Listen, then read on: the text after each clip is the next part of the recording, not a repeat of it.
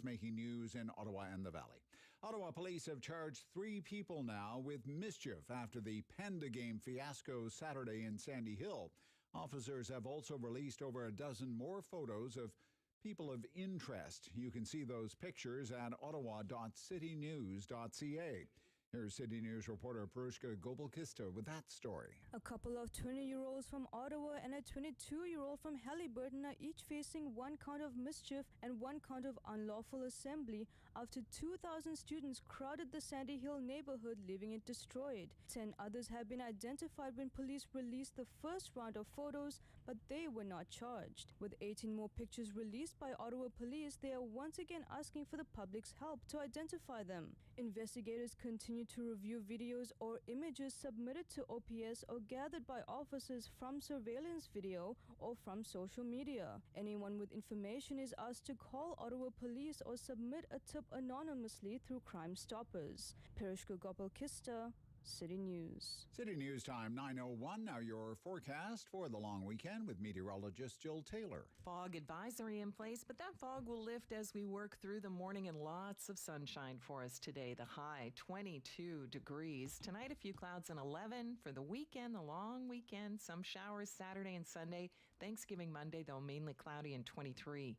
For today, the high 22. And right now 8 degrees in Ottawa, 7 degrees in Smiths Falls. Provincial police will be out in force this long weekend. Operation Impact Blitz will be on. During a 4-day campaign, the officers will be on the lookout for those who are alcohol or drug impaired and driving, aggressive, inattentive, distracted driving, as well as not wearing your seatbelt. Police say the behaviors are the main causes of death and injury on our roadways. And so far this year, just on the OPP patrolled roads in Ontario, there have been 208 deaths. Thanksgiving weekend does mean some changes to your Monday routine.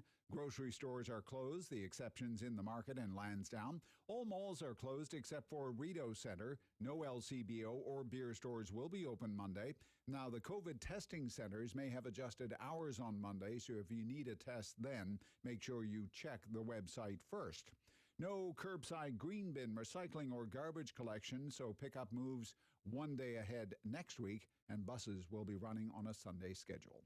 City News time 9:02. StatsCan says the economy added 157,000 jobs in September. The employment is now back to the level it was in February 2020. The unemployment rate fell to 6.9% nationally, down from 7.1% in August. The last time Canada had this large an employment gain was June 2021. The economy added 231,000 jobs in that month. U.S. employers added 194,000 jobs in September. That was a second straight gain, and evidence the pandemic still has a grip on the economy, and many companies are struggling to fill millions of open jobs south of the border. The report from the Labor Department today showed the unemployment rate did fall, though, to 4.8%, down from 5.2% in August. And the 2021 Nobel Peace Prize has been awarded to a couple of journalists, Maria Ressa from the Philippines and Dmitry Muratov from Russia. I'm Andrew Boyle for News Anytime. Follow up online at ottawa.citynews.ca.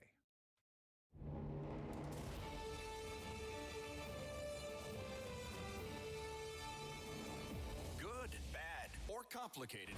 There's no news in Ottawa and the Valley he won't talk about. It's the Rob Snow Show on Rogers TV and City News. 101.1 FM and 1310 AM. Friday. We made it. Made it. Friday before the Thanksgiving long weekend. Isn't that the best kind of Friday? Hope you get to spend some time with those closest around you. And gosh, after everything we've been through, there's lots of reasons to be just a little more thankful, isn't there? Good morning.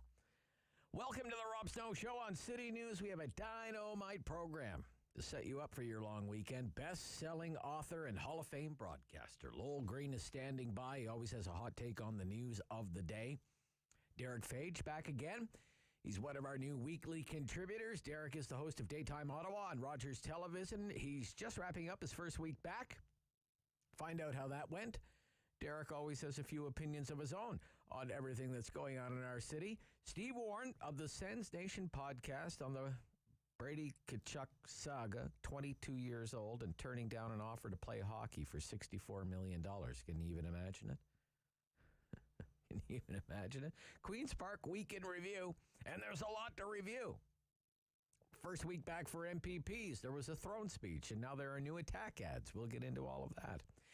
And it's the Friday free-for-all during our Talk Back Hour, and that's our favorite hour of the week around here because we don't do the heavy lifting, okay? We don't come up with the topics. I have topics. I think I have a pretty good one today, as a matter of fact, but we'd rather you came up with the topics, and we'll just do our best to roll with it. You know, we usually stick to things that have been in the news, but it's not a rule or anything. Maybe you want to talk about something that you think should be in the news. We're down with that. Maybe you want to blow the whistle. We welcome whistleblowers here. Maybe you have a pet peeve. Maybe you just want to blow off some steam. Whatever it is, let me be your ear to bend, your shoulder to cry on. You can give me heck or sing my praises. I don't care. Just spell my name right. 750-1310, 750-1310. Talk Back Hour coming up between 10 and 11 o'clock. I would like to, if we get there, I'd like to ask you if you think the city should call a judicial inquiry into the whole light rail affair. Can we call it the light rail affair now, David? Yes, David is saying light rail affair, the light rail affair. There's this motion coming before the city council next week that aims to do that. Councillor Kenny's motion. The mayor and his allies are working feverishly around the clock in the back rooms to make certain that goes nowhere. What's going to happen? It's probably not going to go anywhere. But there is a briefing note from the city solicitor, and it's basically saying, judicial inquiry. Oh, we don't need one of those. Gosh, no, that's the last thing we need. Waste of time, waste of money. Well, with all due respect, I mean, how do you know? How do you know it would be a waste of time? Yes, it would cost a lot of money, probably millions of dollars. Yeah, it would take a while. It's a complex project. We're into something like the 9th year of it now. So what if it cost a few $1 million? In case you haven't noticed, we're spending billions on light rail. We're committed to spending billions more. But you know what? You know what when they go looking for corruption, you know what sometimes they find? They find corruption. Where they have had these municipal judicial inquiries before, you know what they have found? Bad governance, lax oversight, conflict of interest, dubious procurement practices, favoritism, nepotism, cronyism, picturism, kickbacks, payoffs, bribes. So I'll leave it up to you, okay? Should we go through that process here? A judge appointed, witnesses called, testifying under oath about this whole light rail affair going all the way back to day one.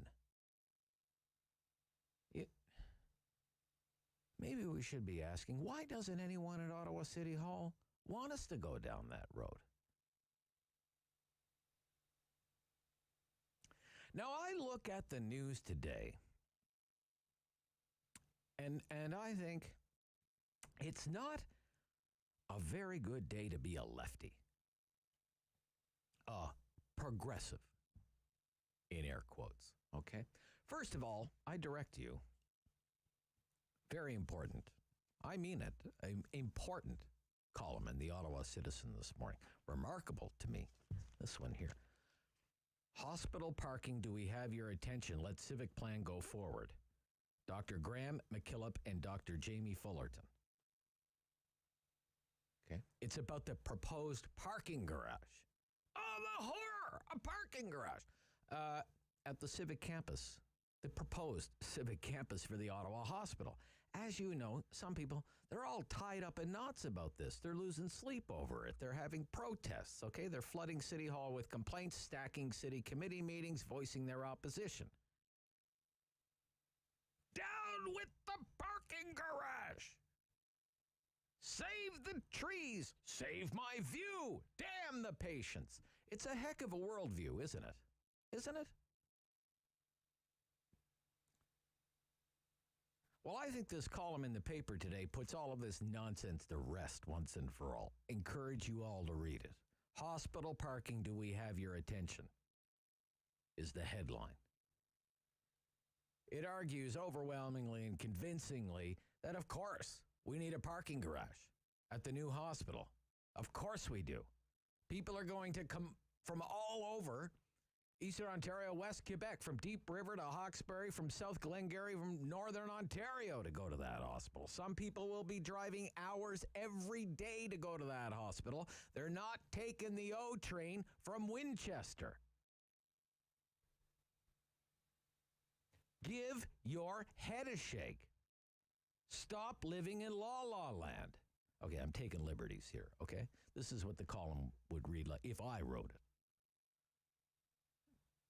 But it's much more diplomatic. It is signed. This is the key thing, okay? It is signed by every chief of staff of every hospital in Eastern Ontario. By every chief of staff of every hospital in Eastern Ontario has signed this op-ed, which basically says, stop it already. We need a parking garage at the hospital. It should put the matter to bed once and for all. In the meantime, then there's this one. This is a good one, too. Blackouts, higher bills from Ontario ending natural gas by 2030, says report. This is in Report on Business this morning in the Globe and Mail.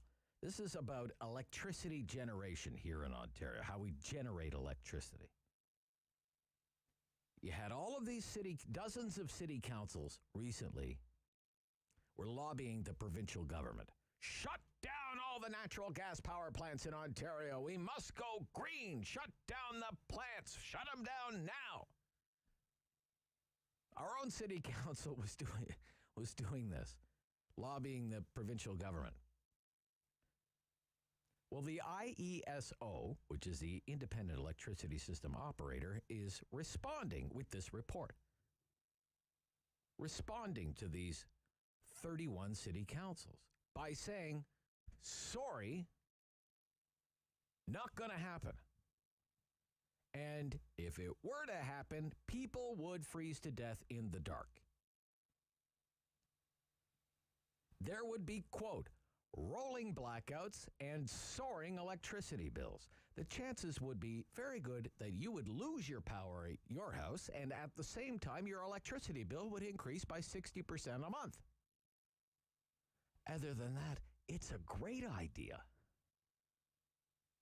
And the IESO, in its report, says, and that's the best case scenario, that we would have rolling blackouts and your electricity bill would go up 60%.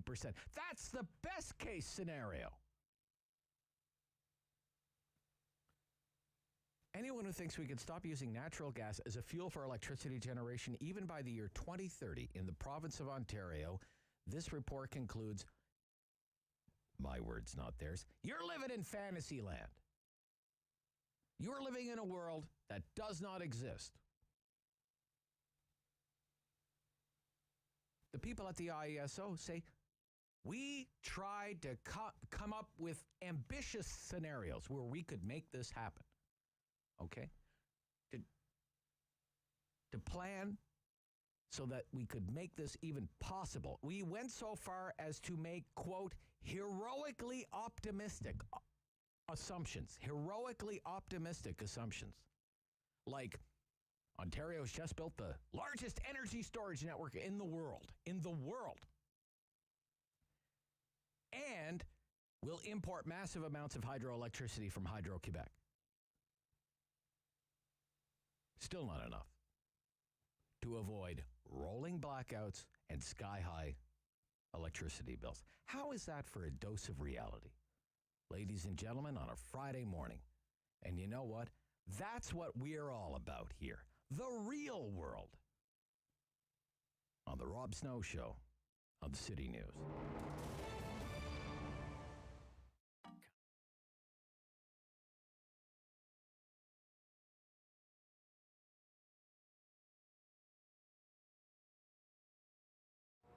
So the Birth of Absinthe was 2002, I think, 2003, and I was working at Urban Bistro, happily, where Allium is now. And then the space where Holland Cafe was came up. It's on the corner of Spencer and Holland. And I spoke to the landlord, and there's a lot of interest from a lot of other people, but he and I just, got along super well, and he put a lot of faith in me. So Carmen Turner is his name. He gave me the lease to the place and really pretty much gave me all the equipment in the place. I was really lucky. I've been really lucky with landlords that way, actually, both my current landlord and Carmen Turner. Because if there hadn't been Carmen Turner, there wouldn't have been Absinthe. So we were there for a few years and just sort of outgrew the place. And then now we're here. It's obviously been tough, and it's been tough for everyone. I mean, that's been the big democratic sweep of in restaurants and the hospitality and the arts that we were talking about earlier. It's like everybody's been impacted pretty much the same. From everybody that I talked to, we're down 80, 75, 80%. We're climbing out now. I think one of the saddest things is we went down to 2 employees from 25, and we're now at 4, and we're bringing 2 new people on this week, so we'll be at 6. So it's little steps. So it's been tough. It's I've got the most expensive clubhouse ever here, because some days you come and you don't do any business, but you're here. But I'm grateful for what I do have. I think everybody's optimistic now, not necessarily just about the vaccine, but about the vaccine, spring, being able to be outside. I think you're going to see a lot of pop-up things happen in parking lots and on sidewalks and all, and like that, rather than being actually inside somebody's commerce. I think we'd like to take it outside. I know my staff would. My staff like the outdoors now, all of a sudden, all 4 of us. 6 soon. But we'll be doing stuff, some business in the patio in the parking lot, and we have a patio out front. And I hope other restaurants and stores will do the same. I hope that they take advantage of the sidewalk and doing sort of, guerrilla marketing and stuff like that, and really shaking it up a bit. You can find us at Absinthe Cafe at 1208 Wellington Street West in Hintonburg, and you can find us online at absinthecafe.ca. City News, 101.1 FM. And 1310 AM. He's a best-selling author. He's a Hall of Fame broadcaster, and I would credit him as the man who introduced the turducken to Ottawa. The one and only Lowell Green. Good morning. Turducken. I'd forgotten about that. Rob, what is a turducken? Rob, what is a turducken? I remember those commercials. Those were good. I'm glad you raised this issue, the front page of the Citizen today. It's editorial or comment, I guess, on parking, the necessity of parking. Yes. I mean, anybody who's ever been to the hospital, or anybody that's capable of any sort of serious thought, yes, would have to realize you've got to have plenty of parking at any hospital. Of course. Particularly, don't forget the Civic is the trauma center for all of Eastern Ontario. This is where, if you get a head injury or a heart attack, this is where you first go. So it's absolutely vital that you have plenty of parking. But I want to point something out. The left wing is complaining that they're going to cut down some trees, and there's the new parking garage or whatever is going to block their view, etc. But it's the left wing that forced this new location anyway. I just want to point out, and I know that it's too late now, but if in fact they had gone ahead and built the Civic, the new Civic, where it should, right across the road, Carling Avenue, from where it is now, then they could utilize the parking garage and other parking space that's available now at the present Civic. They might still have to build a small perhaps underground parking lot for the new Civic, but essentially most of the necessary parking is already there. But because it was the left wing that decided, oh, we can't have it across the road because the Conservatives gave us this, or this was their idea, so we got to change it. So it's because of that they've got to build a whole entirely new parking. So there's already all kinds of parking at the present Civic, which could be utilized in the new Civic, for God's sake, if it was just across the road. But anyway, I mean, you can't talk to the leftists.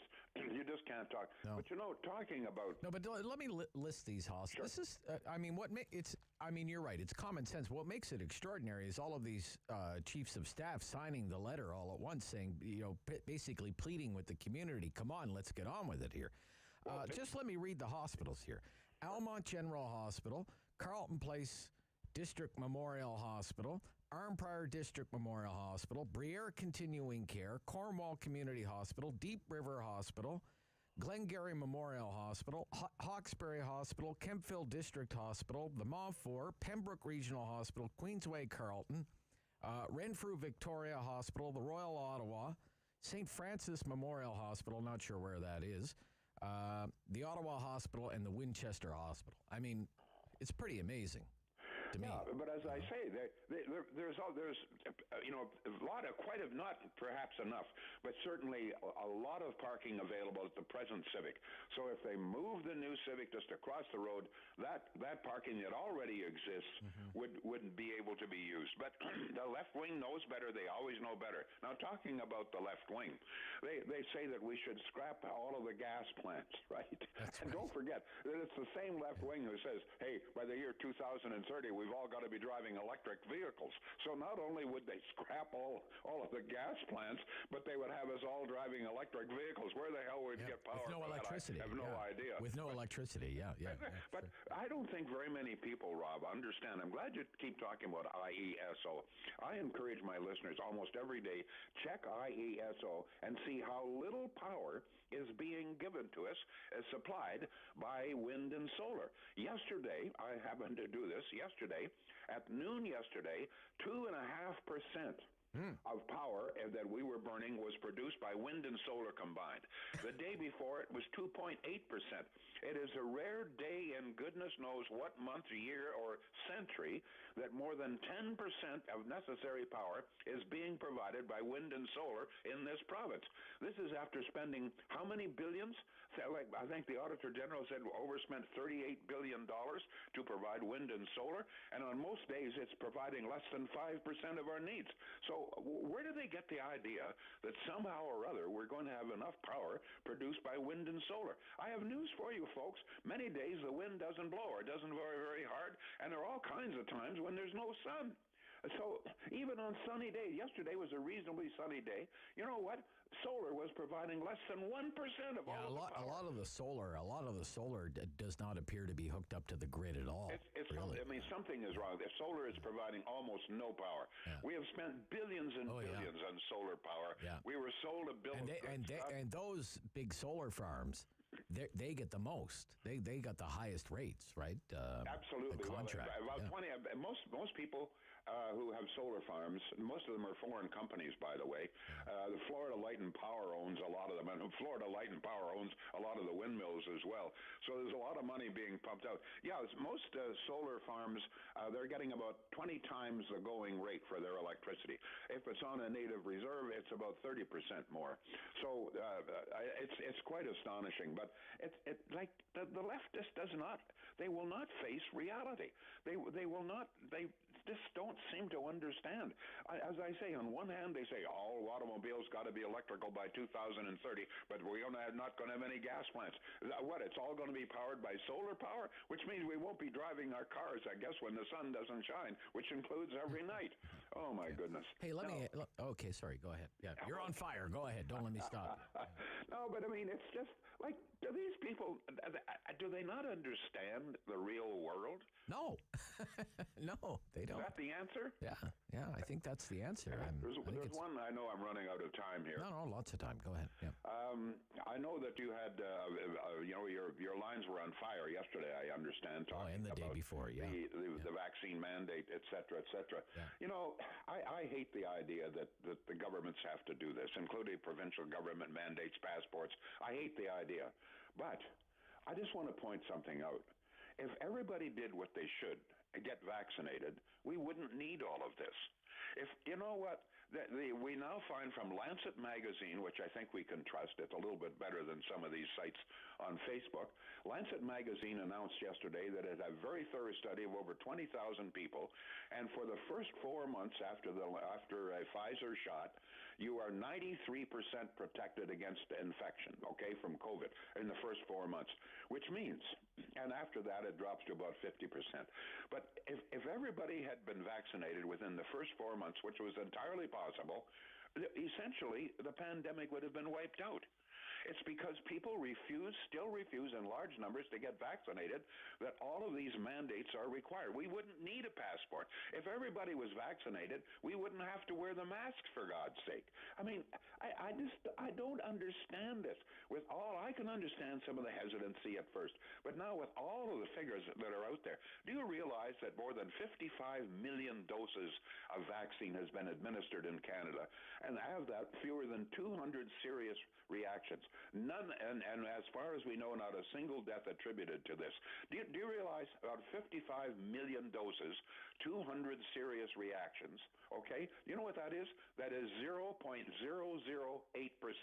You are in greater danger from taking aspirin than getting a vaccine. You are in much greater danger taking the birth control than getting vaccinated. For God's sake, get vaccinated so we can get the hell out of this pandemic, so I don't have to wear a mask, so I can go out to a restaurant and not have to worry about some jackass next to me spreading his damn COVID on me. You know what? Many of us are just sick and tired. We have lost patience with these people. The evidence is there. Grow up. Should we have an inquiry into light rail? Absolutely. We should. You're making a very good point here. Okay. There's something doesn't smell right with all of this. I mean, I think both you and I have asked this question repeatedly. Why was Lavalin given this $1 billion contract? Yeah. I mean, and then given another one, and then given another one, and then given another one.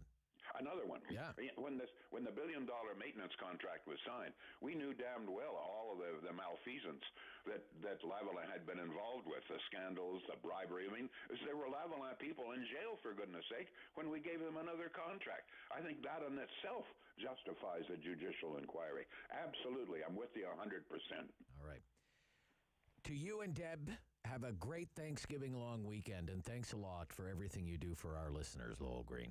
Thank you very much, and thank you. You know what? You and I are about, it seems to me sometimes, about the last voice of sanity left. Yeah. Oh, my God. I know, and if that's the case, God help us all. All right, Lowell Green. Bye-bye. Good morning, Bye-bye. and happy Thanksgiving, everybody. Okay. Derek Fage from Daytime Ottawa, right after the news. This is City News.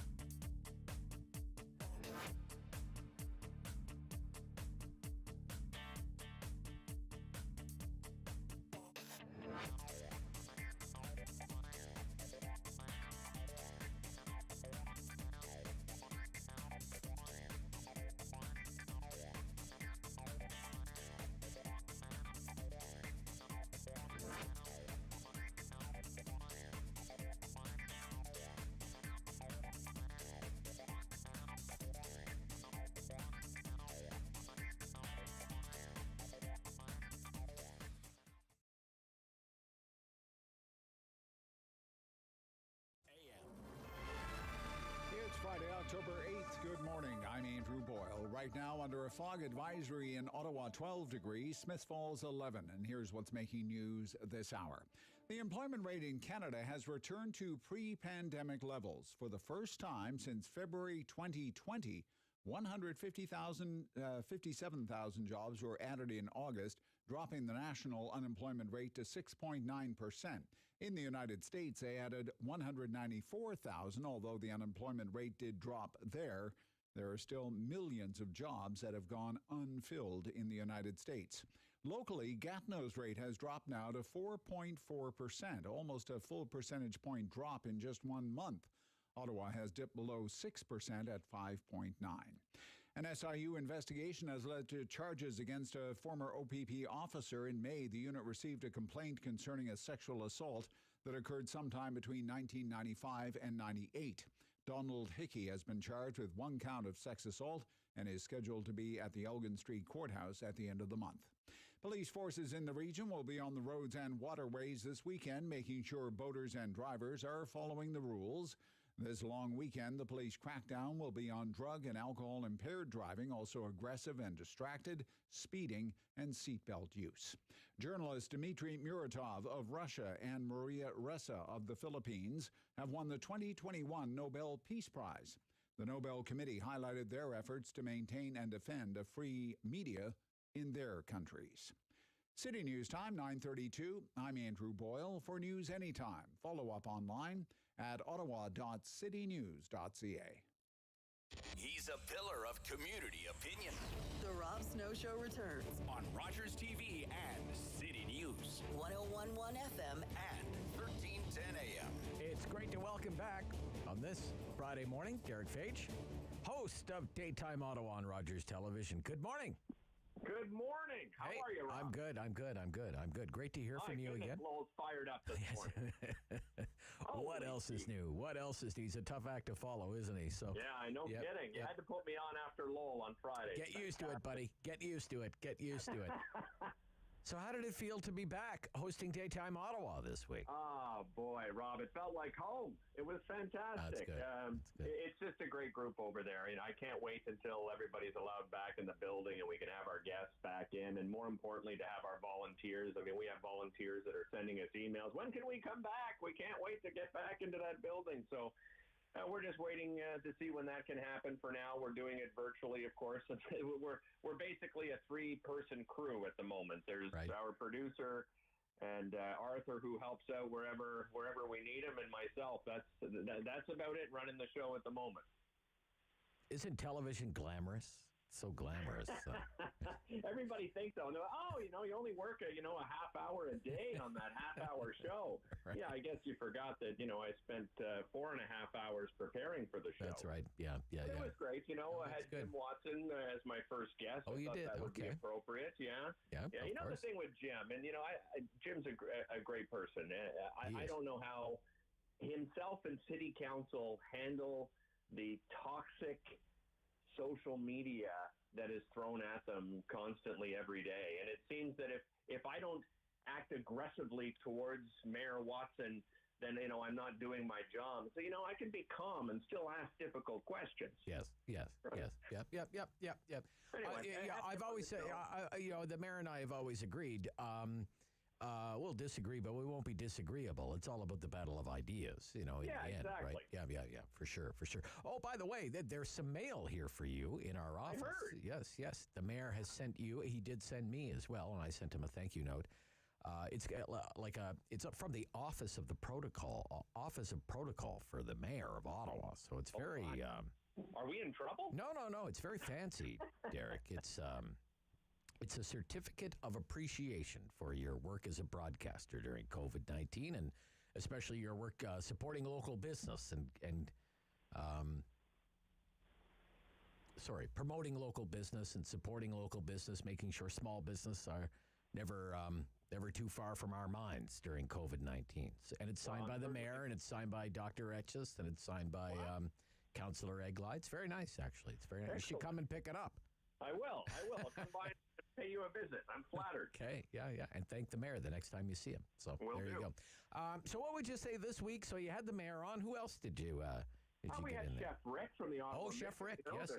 Okay. There's a brand new location there on the old Rito Bakery location, which is just an iconic place. My dad actually was their accountant for many decades. Oh, really? Okay. Yeah, Wow, isn't that something? The family well. And, just some familiar faces, which was nice. Paula Roy, who has a show on Rogers TV. She's a food editor and recipe developer. Julie Finley, who has been a regular on daytime, since I started back in 2004.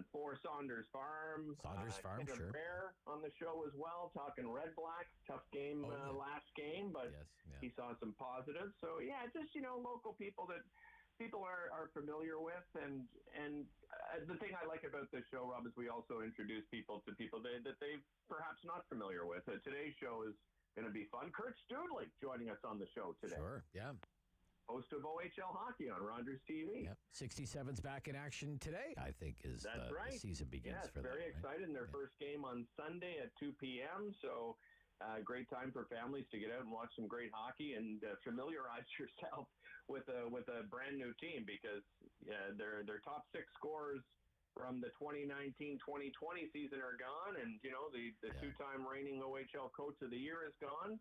Familiar face though, Dave Cameron is back, so looking forward to talking to Kurt about that. And I was telling David this morning, the COVID-19 really stuck it to the 67s. They were a great team, and and you know what it is in junior hockey. It's kind of feast or famine. You're either at the top or you're at the bottom and doing the rebuild, right? Just because of the way people age out of the league. But I think they were destined for great things, and then COVID hit. And then they were, they didn't have a game for a year and a half, I guess. So a lot of their good players are gone. So yeah, you got to feel for those players too, who, as you said, had an opportunity to really go all the way. Yeah. So let's talk about some of the things that have been in the news this week, Derek. All right. Get your take on it. I had Councillor McKenney on the show this week to talk about her. She calls it a line in the sand, okay? Because she said other councillors who are, say, more aligned with the mayor have approached her seeking to kind of compromise on this motion for a public inquiry, a judicial inquiry into light rail, and that's not good enough for her. She wants kind of witnesses on the stand, a judge presiding over things, hands on Bibles, under oath, the whole thing. Yeah. You think that would be worth the time and the money? Something like that? Listening to Lowell always seems to convince me of things, Rob. But this time, I don't think so. No? I mean, okay. Listen, it really comes down to RTG. I mean, this is their problem. None of these people on council have any expertise whatsoever in a light rail system, and nor should they necessarily have any kind of expertise in a light rail system. I mean, Rob, when you hire somebody to put in renovate your kitchen, you rely on their expertise to do the job and to do it right. And if it's wrong, you call them, you tell them to come back, and you fix the problem. I think that's the situation that we find ourselves in. What are they hiding? I don't think they're necessarily hiding anything. We know this has been a bloody disaster. I think they know it's been a bloody disaster. So let's get the investigation done. I mean... But I think there are, I don't know, there are some questions I don't think that have ever been adequately answered for me that I would like to Okay, well, for example, which one of the... Well, first of all, why did we go with the SNC Lavalin Consortium when it's... The technical scores when it was submitting its bid were so much lower than the rival bidders. Why did we do that? We've reviewed that, right? That question has been asked. Well, I guess we've heard the city hall side of the story, but is that the whole story? I know the city manager said, well, it was hundreds of millions of dollars cheaper, but I guess we're getting what we paid for. Well, that's true, Rob. In addition, when it came to approving the second phase, City Council was given this kind of drop date, 10 days. You have to make this decision in 10 days. 10 days, the biggest procurement in the history of the city of Ottawa, between $4 and $5 billion. And it's 10 days? 10 days? Well, yeah, there's no doubt. I mean, if we want to I want to know, what was the rush? What was the rush? Why was there such a rush? That's what contracts are, right? The rush is, that's what they put in as a stipulation in a contract. I mean, contracts are binding, and if... that's the way business works sometimes. Was it rushed? There's no doubt about it, Rob. But if we go back and, okay, let's find out, did we get what we paid for? Absolutely. There's no doubt in my mind about that. But what can we do about it now outside of fixing the problem and moving forward? They've brought in a consultant that is arm's length to look into this and investigate it. I just don't understand what more we can do. I mean, a judicial inquiry, I don't know. We're going to spend millions, and the same people that we've asked questions for are going to go up in front of a judge. Do you think that's really going to change what they have to say? I don't necessarily think so. All right, fair enough. All right. I want to ask you about, everywhere you look, there's a crane over the skyline of the city of Ottawa. If there's something comes up for sale, a parcel of land, boom, parking garage or a parking lot comes up for sale, boom, condo tower. We're going to put a condo tower on it. So it was circulating on Twitter this week. It was Councillor Brockington that first put it on Twitter. A proposal for a new condo tower. Again, it's right at Preston and Carling. Mm-hmm. If people know where that CIBC bank branch is there, kind of like that traditional old little bank branch, right there. 60 stories. 60-story condo tower. Right across the street is the Claridge Icon, which is currently the largest tallest condo tower in Ottawa. I think it's 47 stories, that one. 47 stories. So, is it too tall? 60 stories. I mean, we need housing. Yeah. There's no doubt in my mind about that, Rob. I mean, 60 seems to be a little over the top. I wonder, it's great for the businesses in that area. There's no doubt in my mind about that. I'm sure all the businesses along Preston Street are celebrating something like this for sure. I just wonder, is condos the way to go necessarily in that area? I mean, if you go to the Claridge Icon website, like a one-bedroom is starting at $523,000. Right. A one-bedroom condo. One-bedroom condo. $523,000. Yeah. It seems insane. And on top of that, you're going to have to pay condo fees. You still have to pay property taxes. I don't know why in the world anyone would want to buy a condo. It looks great for sure, on paper when you go to your bank and you say, oh, great, yeah, I can afford this. And then all of a sudden you realize, oh, shoot, there's property taxes and condo fees on top. And the condo fees are ridiculous in some of these places, Rob. I don't know what the condo fees are at the Claridge Icon, but I'm guessing it's probably $500 a month minimum. Yeah, right? I don't know. For a place like that? I don't know. I have no idea, but this is the kind of development that the city wants, though, because the light rail line is right there, right? So for sure, it's what they call transit-oriented development, and the city loves this kind of stuff, and they're really promoting it, So yeah, I wonder, should it be rentals and not condos? Well, they are building a lot of rentals now. We're kind of catching up on rentals because for a long time we barely built any rental housing at all now. So yeah, I mean, my kids are 21 and 16. When are they going to be able to afford a house? Probably not until I die, which I'm hoping is a good 40 years from now. Right. Another hot story this week was the vaccine mandate from the Trudeau government affects a lot of federal government workers here in the big government town. And it's kind of like, I swear I've been vaccinated, okay? You don't have to show proof. They say that the manager can demand proof later on, and the government department is going to eventually be audited, so you better not lie. But right now, it's kind of the honor system. What do you think about that?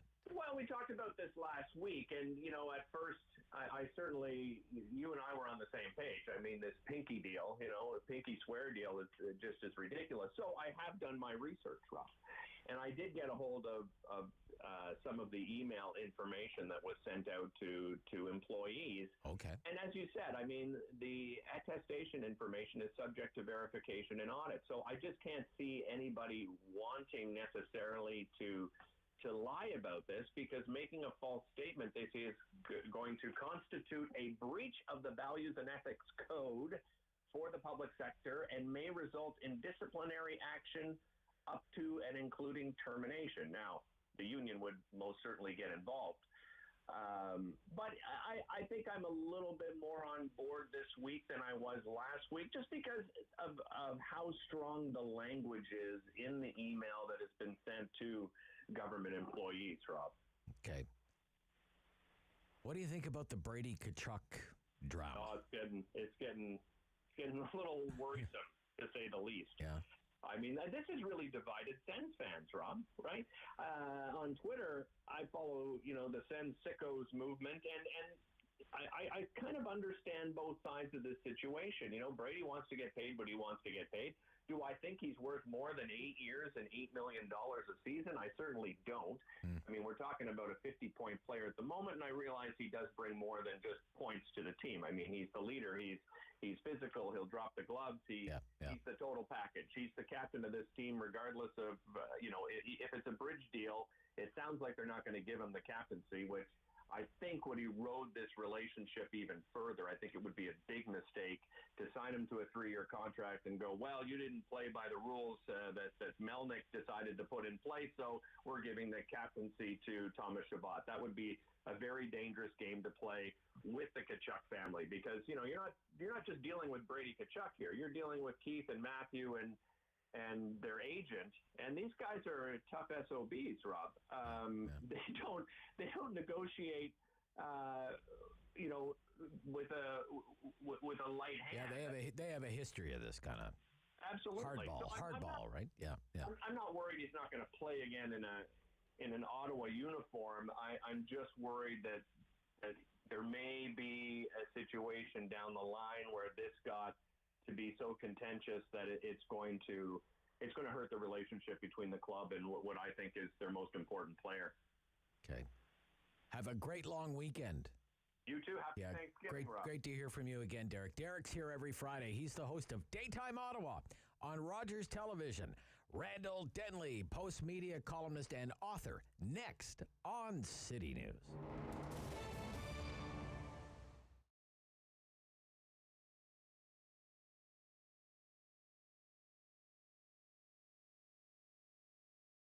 Opening a business especially in a pandemic, in that kind of situation, is very challenging. First, people don't know me. People don't know my product. To build a new clientele, to build a trust for them, to show them that I care about it.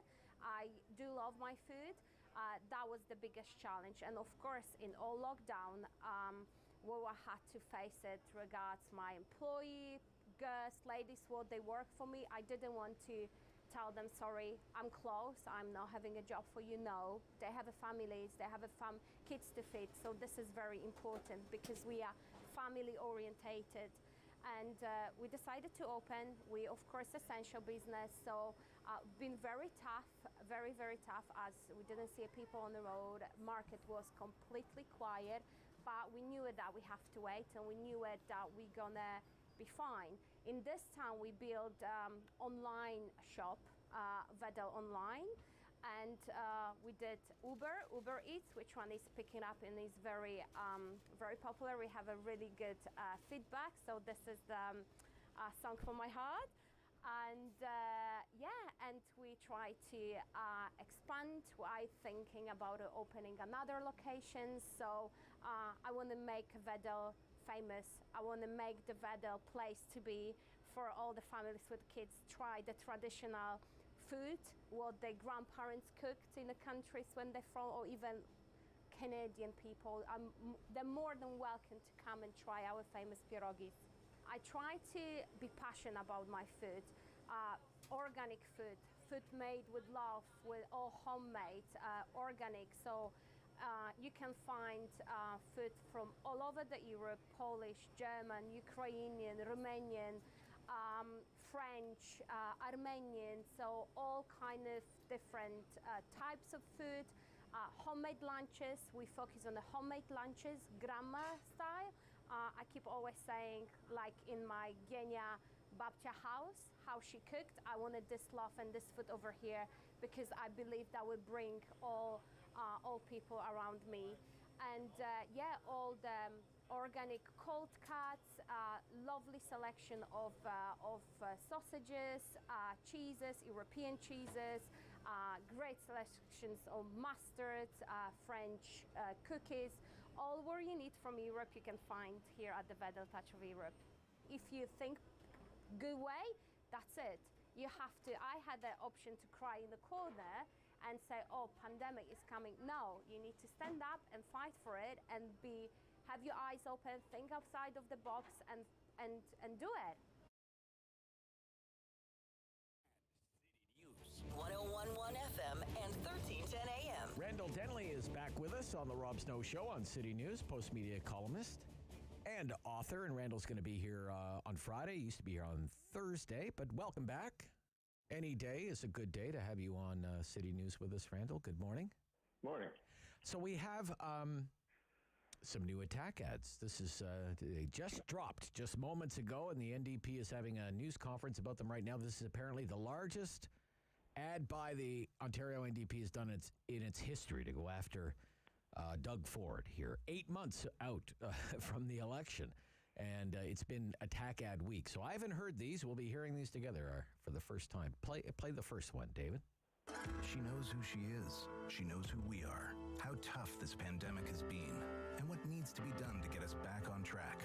Andrea Horvath is a fighter for people, for workers on the front lines, families trying to find a home they can afford, seniors who deserve better care, and kids needing safer schools and a future to look forward to. Fierce, loyal, optimistic. I'm Andrea Horvath. I'm proud to be on your side. All right. Message from Ontario's NDP. Okay, that's not really an attack ad. That's kind of the me ad. I'm the alternative. Okay, let's play the other one. Play the other one, David. This guy says he's for the little guy. But what happened to that? Every chance he gets, Ford fails your family. When workers need paid sick days, Doug denies them. When local businesses need help, Ford sides with the big box stores instead. And with a crisis in seniors' care, Ford protects owners' profits instead of protecting the people who live there. For the little guy? Please. Doug Ford, here for his buddies, not for you. A message from Ontario's NDP.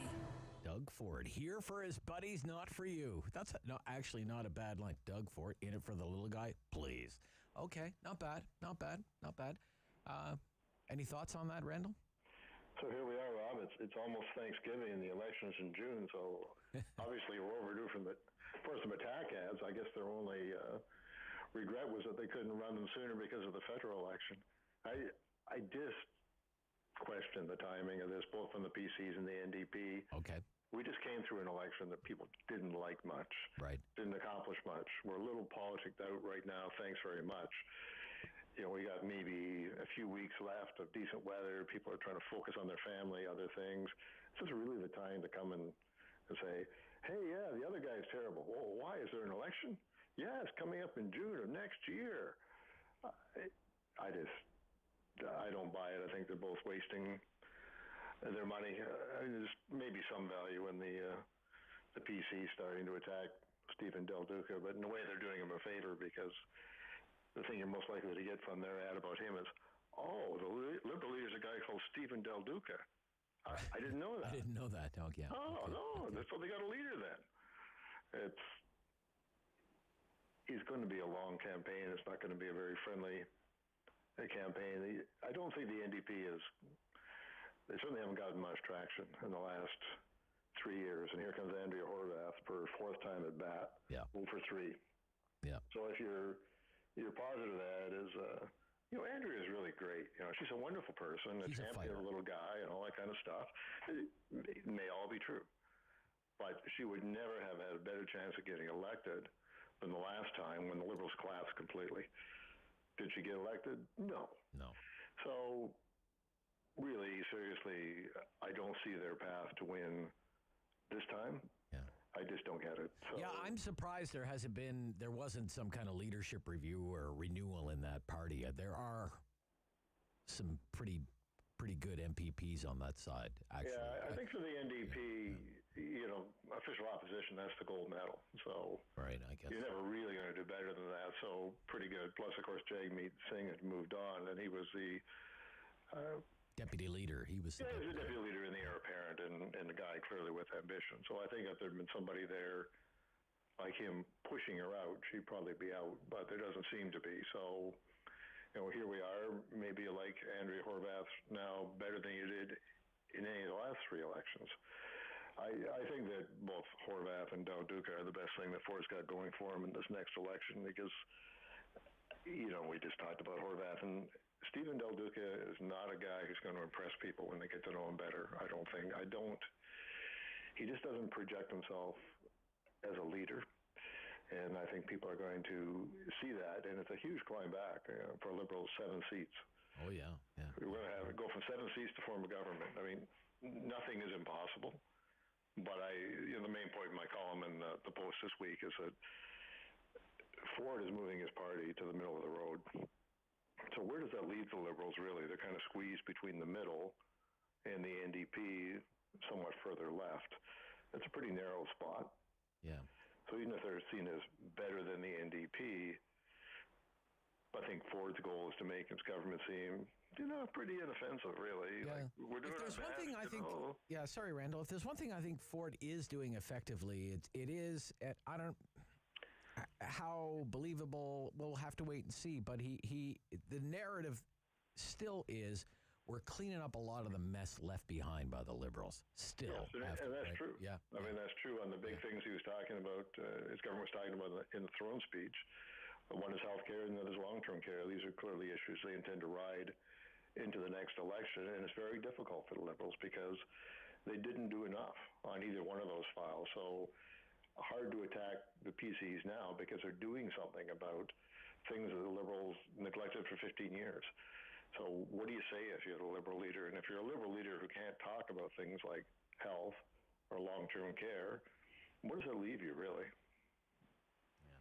Look, Randall, we always welcome your contributions, love your contributions on our show. I hope you have a wonderful Thanksgiving long weekend, and thanks again. We'll talk to you next week. You too, Rob. Thanks a lot. Yep. Randall Denley, read his latest is in the National Post this morning about Doug Ford. Bland old Doug Ford. Well, we don't live in Ford Nation anymore. We live in Bland Nation. Hey, it's the Friday Free-for-All Talk Back Hour. What do you want to talk about? Let me know. 750-1310. It's the Rob Snow Show on City News. Today, Chris didn't expect to need intact insurance on his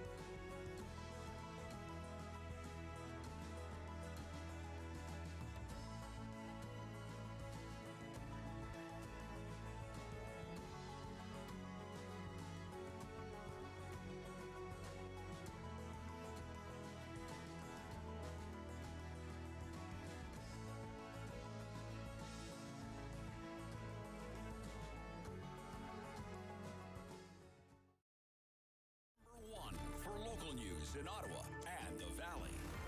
This is City News, now on 101.1 FM and 1310 AM. It's Friday, October 8th.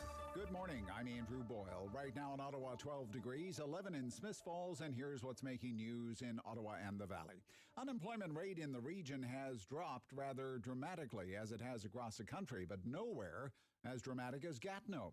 That rate has dropped to 4.4%, down almost a full percentage point in a month. In Ottawa, it's 5.9. That's a drop of half a point. 157,000 more Canadians found work last month. The employment rate now back to where it was in February 2020. That's pre-pandemic, 6.9. With more on the national numbers, here's our senior business editor, Mike Eppel. Well, the headline is that the Canadian labor market is back up to where it was before the outbreak of COVID-19. The total number of Canadians employed up to the level we saw in February of 2020, 157,000 people found work last month, which was 2.5 times the estimate. It's been a strong summer for the economic recovery, but Stats Canada points out that all of the jobs that have been regained have been private or public sector. The gig economy and self-employed, that still is 240,000 below pre-pandemic levels, are down 8%. The overall unemployment rate falling back to 6.9%, which is still elevated compared to where it was. Now, we're looking in the U.S. at the jobs there showing some headwinds as the unemployment rate did fall below 5% stateside, but 194,000 jobs regained was much below market estimates. At the Business Center, I'm Mike Eppel. City News Time at 10:02. Now your forecast with meteorologist Jill Taylor. Once we get rid of any morning fog, a lovely day, lots of sunshine, the high 22 degrees. Tonight, a few clouds, a low near 11. And for the Thanksgiving long weekend, yes, some showers at times, but very mild. 21 tomorrow, 19 Sunday, 23 Thanksgiving Monday. For today, the high 22. And right now, 12 degrees in Ottawa, 11 degrees in Smiths Falls. The province is fighting period poverty with free products in all schools. Here's City News reporter Caitlin Lee. The Ontario government now announcing a 3-year partnership with Shoppers Drug Mart to provide over 18 million menstrual pads and 1,200 dispensers to 72 school boards across the province beginning this fall. The plan is to later look into including things like tampons and other products that may be needed later on down the line. Education Minister Stephen Lecce says this will provide access to tens of thousands of children who need it and cannot afford it. They're going to be available, yes, principally to high school students, but they're also going to be available to high school, elementary and middle school students for those children that may require it. So it's a fairly broad application. School boards will make decisions based on demand and need. 4 education unions wrote to Premier Doug Ford in March asking for something like this, highlighting the impact of inequitable access. Ontario following suit with BC, Nova Scotia, Prince Edward Island. These are provinces that already have programs like this in place. And the Toronto District School Board has also had its own free period product program in place since 2019, partnering with Brands Canada. I'm Caitlin Lee. City News Time at 10:03. Charges have now been laid against a retired Ottawa OPP officer. The SIU began an investigation into a sexual assault complaint from the late 1990s. As a result, Donald Hickey has now been charged with 1 count of sex assault. He's scheduled to appear in the Elgin Street Courthouse on October 27th.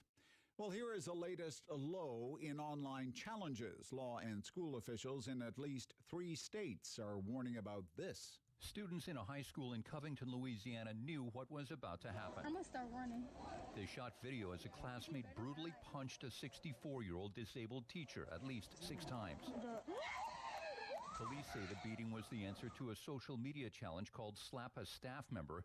18-year-old Lariana Jackson is charged with felony battery of a school teacher. Jim Ryan, ABC News. And I'm Andrew Boyle for News Anytime. Follow up online at ottawa.citynews.ca. It's time to talk back on the Rob Snow Show.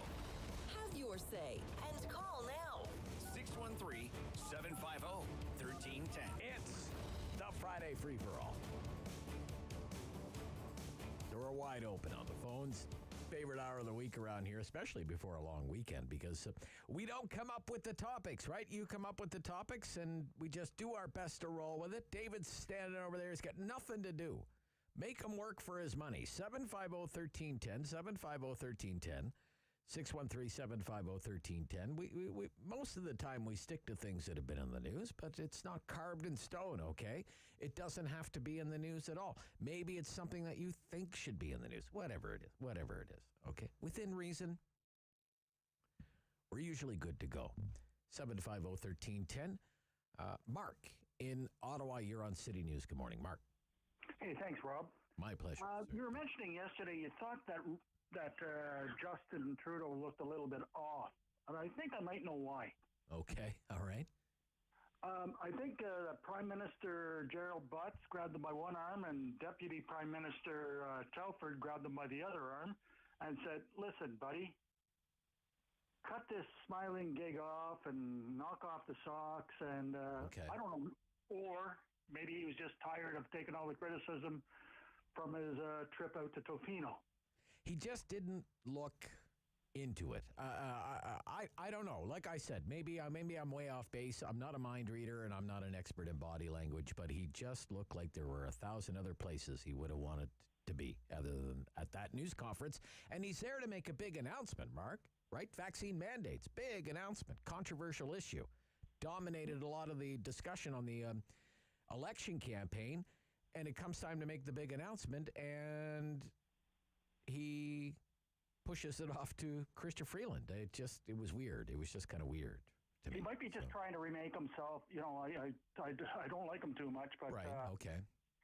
He might be just trying to remake himself, and it's kind of more serious or something like that. Well, act more prime ministerial. You know. Oh, I see. Okay. Well, maybe that's the case. Maybe. The world stage just loves him.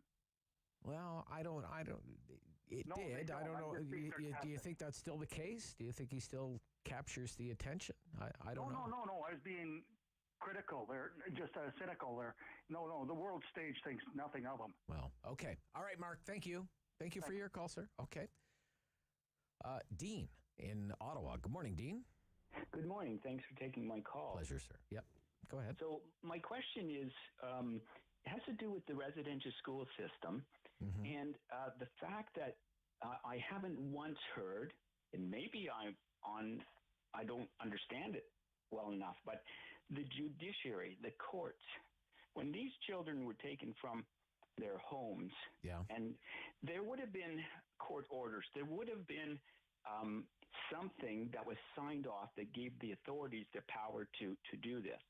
And my question is, why? I mean, I don't think I never heard anybody like myself who's come up with this idea that maybe they have a responsibility to accept. Now, I'm coming from, I'm a divorced father, and I went through a really nasty court battle for custody of my kids. Right. And so I kind of been in front of judges quite often. I mean, we're talking 12 years at least. Okay. I don't want to get into the whole personal story. So I'm coming from that side, and I'm saying the police came to my door to say I got to bring the kids back. So they had court orders. So why is no one talking about that? So where were the courts of the day? And why were they not, say, enforcing some kind of order to return children to their parents? Is that what you're saying, Dean? No, I'm saying why were the kids? Why did the authorities have the police or the members of society with the power to take the kids? Put them in residential school. Yeah, it's a good question. It's a good question, Dean. Good question. I do not have the scholarly expertise to answer your question, Dean, unfortunately. But it's out there. It's out there. Thank you. In Richmond, Nick, you're on City News. Nick. Good morning, Rob. How are you? I'm hanging in there, buddy. I'm counting down the hours, Long weekend. My wife is out shopping for Thanksgiving supplies right now, so it's all very good. Yes. Keeping it under 25 this weekend? What do you mean keeping it under 25? What does that mean? Under 25 guests for our good Thanksgiving. Oh, under 25. Yeah, it will be 2 adults and, we have 2 kittens. We just took possession of 2 barn kittens. So, that's the wide open Thanksgiving due at the Rob Snow estate this weekend. So, Awesome. Yeah. So I was just, I'm a public servant myself. Okay. And, so how do you feel about the policy that? Well, I'm on board with Randall as far as the tone change, as far as the government's tone with regards to doing audits and whatnot later on. But I mean, where have we seen that kind of language before, right? I mean, we heard it with the CERB. If you cheat on the CERB, you will get. Oh yes. We'll come after you. We'll get our money back. Yeah. So that's kind of where I am. I mean, it's good that they have that tone now, but I don't think it's going to get them anywhere in the long run. You don't think they're going to follow through on it? No, I mean, managers, they might, but I mean, I've spoken with mine, and it's pretty much we trust you, so. And so it's. I don't think it's going to get them anywhere. They have to stick to their guns. Are you vaccinated? Are you? I don't know. Yes. Oh yeah. You're fully vaccinated. I travel for work. I travel domestically. So if I was going to do my work in 2021, I had to get vaccinated. So I mean, I got it done, but I just don't feel that the government is as committed, to being serious as they were with the CERB. And we all know where that got us. Sure. Yeah. Great point, Nick. Thank you. Yeah, what a great point that is. Yep. We don't cheat on the CERB. We'll come after you. And then it was, okay, if you didn't qualify for the CERB, you know what? Keep the money. That's what they did, right? Barry in Ottawa. Barry. Good morning, Rob. Yes, Barry. Good Friday. Yes, it is a very nice day out there. We're doing really well. Dave, are the golf courses still open? They're still playing golf? Oh, you better believe they're still open. Like all across the region, they're still open? I don't know of any that are closed yet. Oh, really? I was out there yesterday. I'm out there today. It's beautiful. Living the life. Fall golf is the best, man. Living the life. Okay, sorry, Barry. Sorry. Go ahead, Barry. Before I get to the topics that I wanted to mention, I just wanted to give you a little bit of radio trivia about 1310 radio. Did you know that your show can be heard in northern Quebec? In northern Quebec, really? There's a stretch of road in northern Quebec. Oh, yeah? When I was trucking up to Goose Bay. There must be an atmospheric skip or something, because there you go. I used to once I found it, I used to turn the radio on to 1310. That was when it was oldies but goodies. Sure. There's a stretch of road for about 65 or 70 miles where this skip comes in. Okay. And you either get 1310 or the Montreal Traffic and Weather Channel.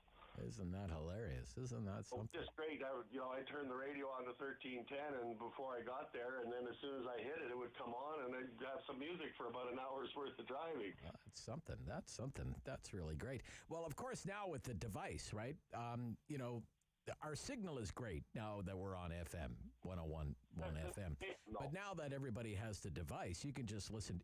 You don't have to worry about ever losing the signal, because you just call up the City News app, and you can listen to it. It does it. You can be in Ottawa or Amsterdam. It doesn't matter, right? So it's great. I remember out in Alberta, there was a couple of highways too. If at night you were driving, both those highways running down to Wainwright and Provo, 13 and 14 in Alberta, you could pick up Seafund from Vancouver at night. Yeah. So it's amazing the radio. Well, the AM signal. At night is when there's no especially solar. With the American stations in Canada, AM radio stations have to power down their signal at night, but in the United States they don't have the same kind of rules. So you can get a lot of American AM radio at night. If not, there's you don't want to try and fine tune your radio at night when the sun goes down. Right. Anyway, very interesting. You want to talk about the parking lot at the parking garage or what? I'm why these friends of the farm didn't make any noise or protest when they put the helicopter landing pad on the opposite side from the Civic. But now that, there was the conservative idea to put the new hospital over there, there's all of a sudden all these people creeping out of the cornfield. I guess that's their field of dreams or something. I don't know. But, or maybe the helicopter is flattening down their fake crop circles. I don't know. Yeah. Well, I would just, this will be like the third time I've said this, but there's a great opinion piece in the opinion section of today's Ottawa Citizen. It's online. It's in the print edition, and it is signed by the chief of staff of every hospital in Eastern Ontario. I just wanted to make a quick mention too, Rob, on the fact that our Prime Minister has come down on the government employees to be vaccinated or else, yet I hear the rumors that all they have to do is promise that they've been vaccinated. They don't have to show any proof. Well, now, they're on the honor system, but again, this is to the previous caller's point. They say that managers will be following up and department audits are going to be done to make sure. So... Well, I hope so, because that would shortchange the rest of us. Yeah, but the previous caller said, remember, and he works for the federal government, remember, they also said, don't cheat on the CERB. But then there were people who did, and then they said, well, okay, keep the money.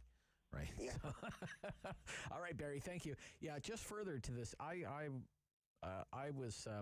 was quite encouraged, actually, to see this in the paper today, signed by all these hospital chiefs of staff, about the proposed parking garage for the new Civic campus of the Ottawa Hospital. It says, quote, many patients drive more than 2 hours to get to the hospital. When they arrive from a long journey preparing for the treatment they are about to receive, the last thing they should have to worry about is parking. The proposed design for the new site currently has 2,500 parking spaces available to patients in a facility that is half underground and half above ground. We believe these easily accessible parking spots are essential to providing the best patient experience possible. Patient experience starts long before the patient arrives in the waiting room. It is everything around the patient's journey to and from the hospital. We want to ensure our patients coming to the Ottawa Hospital have the best experience possible. And comprehensive parking options will allow that to happen. And it's the chiefs of staff of Almont General Hospital, Carleton Place and District Memorial Hospital, Arnprior and District Memorial Hospital, Briere Continuing Care, CHEO, Cornwall Community Hospital, Deep River District Hospital, something called the EORLA. I don't know what that is. It must be Eastern Ontario.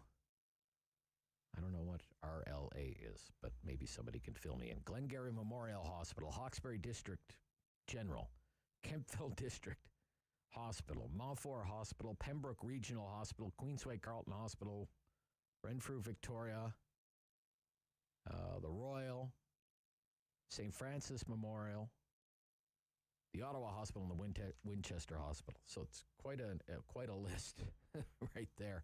10:18 Friday, free for all. Rob Snow Show on City News. The Rob.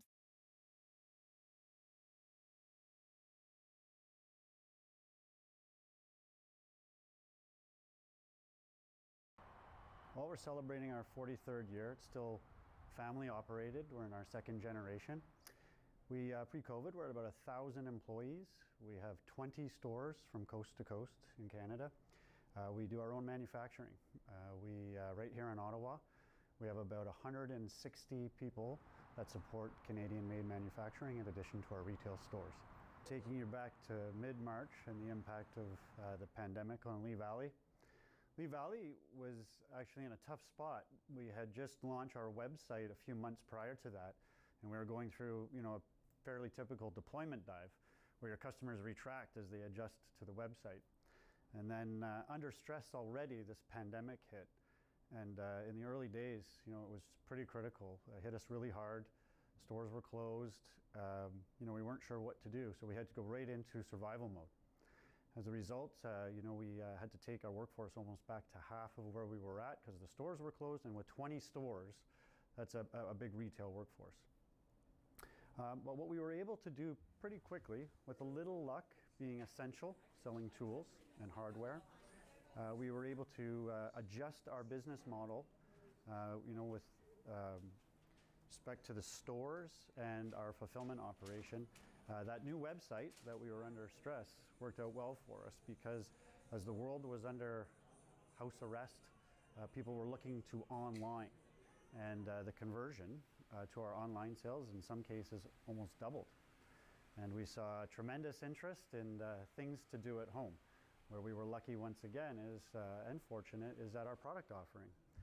Work at home tools, craft, hobbies, backyard, container gardening, you name it. What we sold was really appealing to people. With respect to our stores, Lee Valley, a rare unknown fact was that we were one of the pioneers of curbside pickup. We've been doing it for 25 years. Pretty much dove right into the application to help with the contactless shopping right away. We took the application, and it's not like a Apple application where you have to download it to your phone and clutter up your phone. This is literally resides right on our website. So you walk into our store with your phone, you pull up our website, and there's a little scan icon. You just tap that, select your store, off you go. You go through the showroom, you scan product, you can read more about it, you can check the on-hand, you can add it to your cart, continue to shop, and when you're ready, you just submit it to the counter. We'll go pick it for you. We'll call out your name, we'll check you out, send you on your way. You haven't touched anything. It's completely safe, and it's using a device you're comfortable with and a website that you're familiar with. Amazingly, 9 out of 10 people that used it loved it and want to use it again. At 613-750-1310. Now, the Rob Snow Show continues.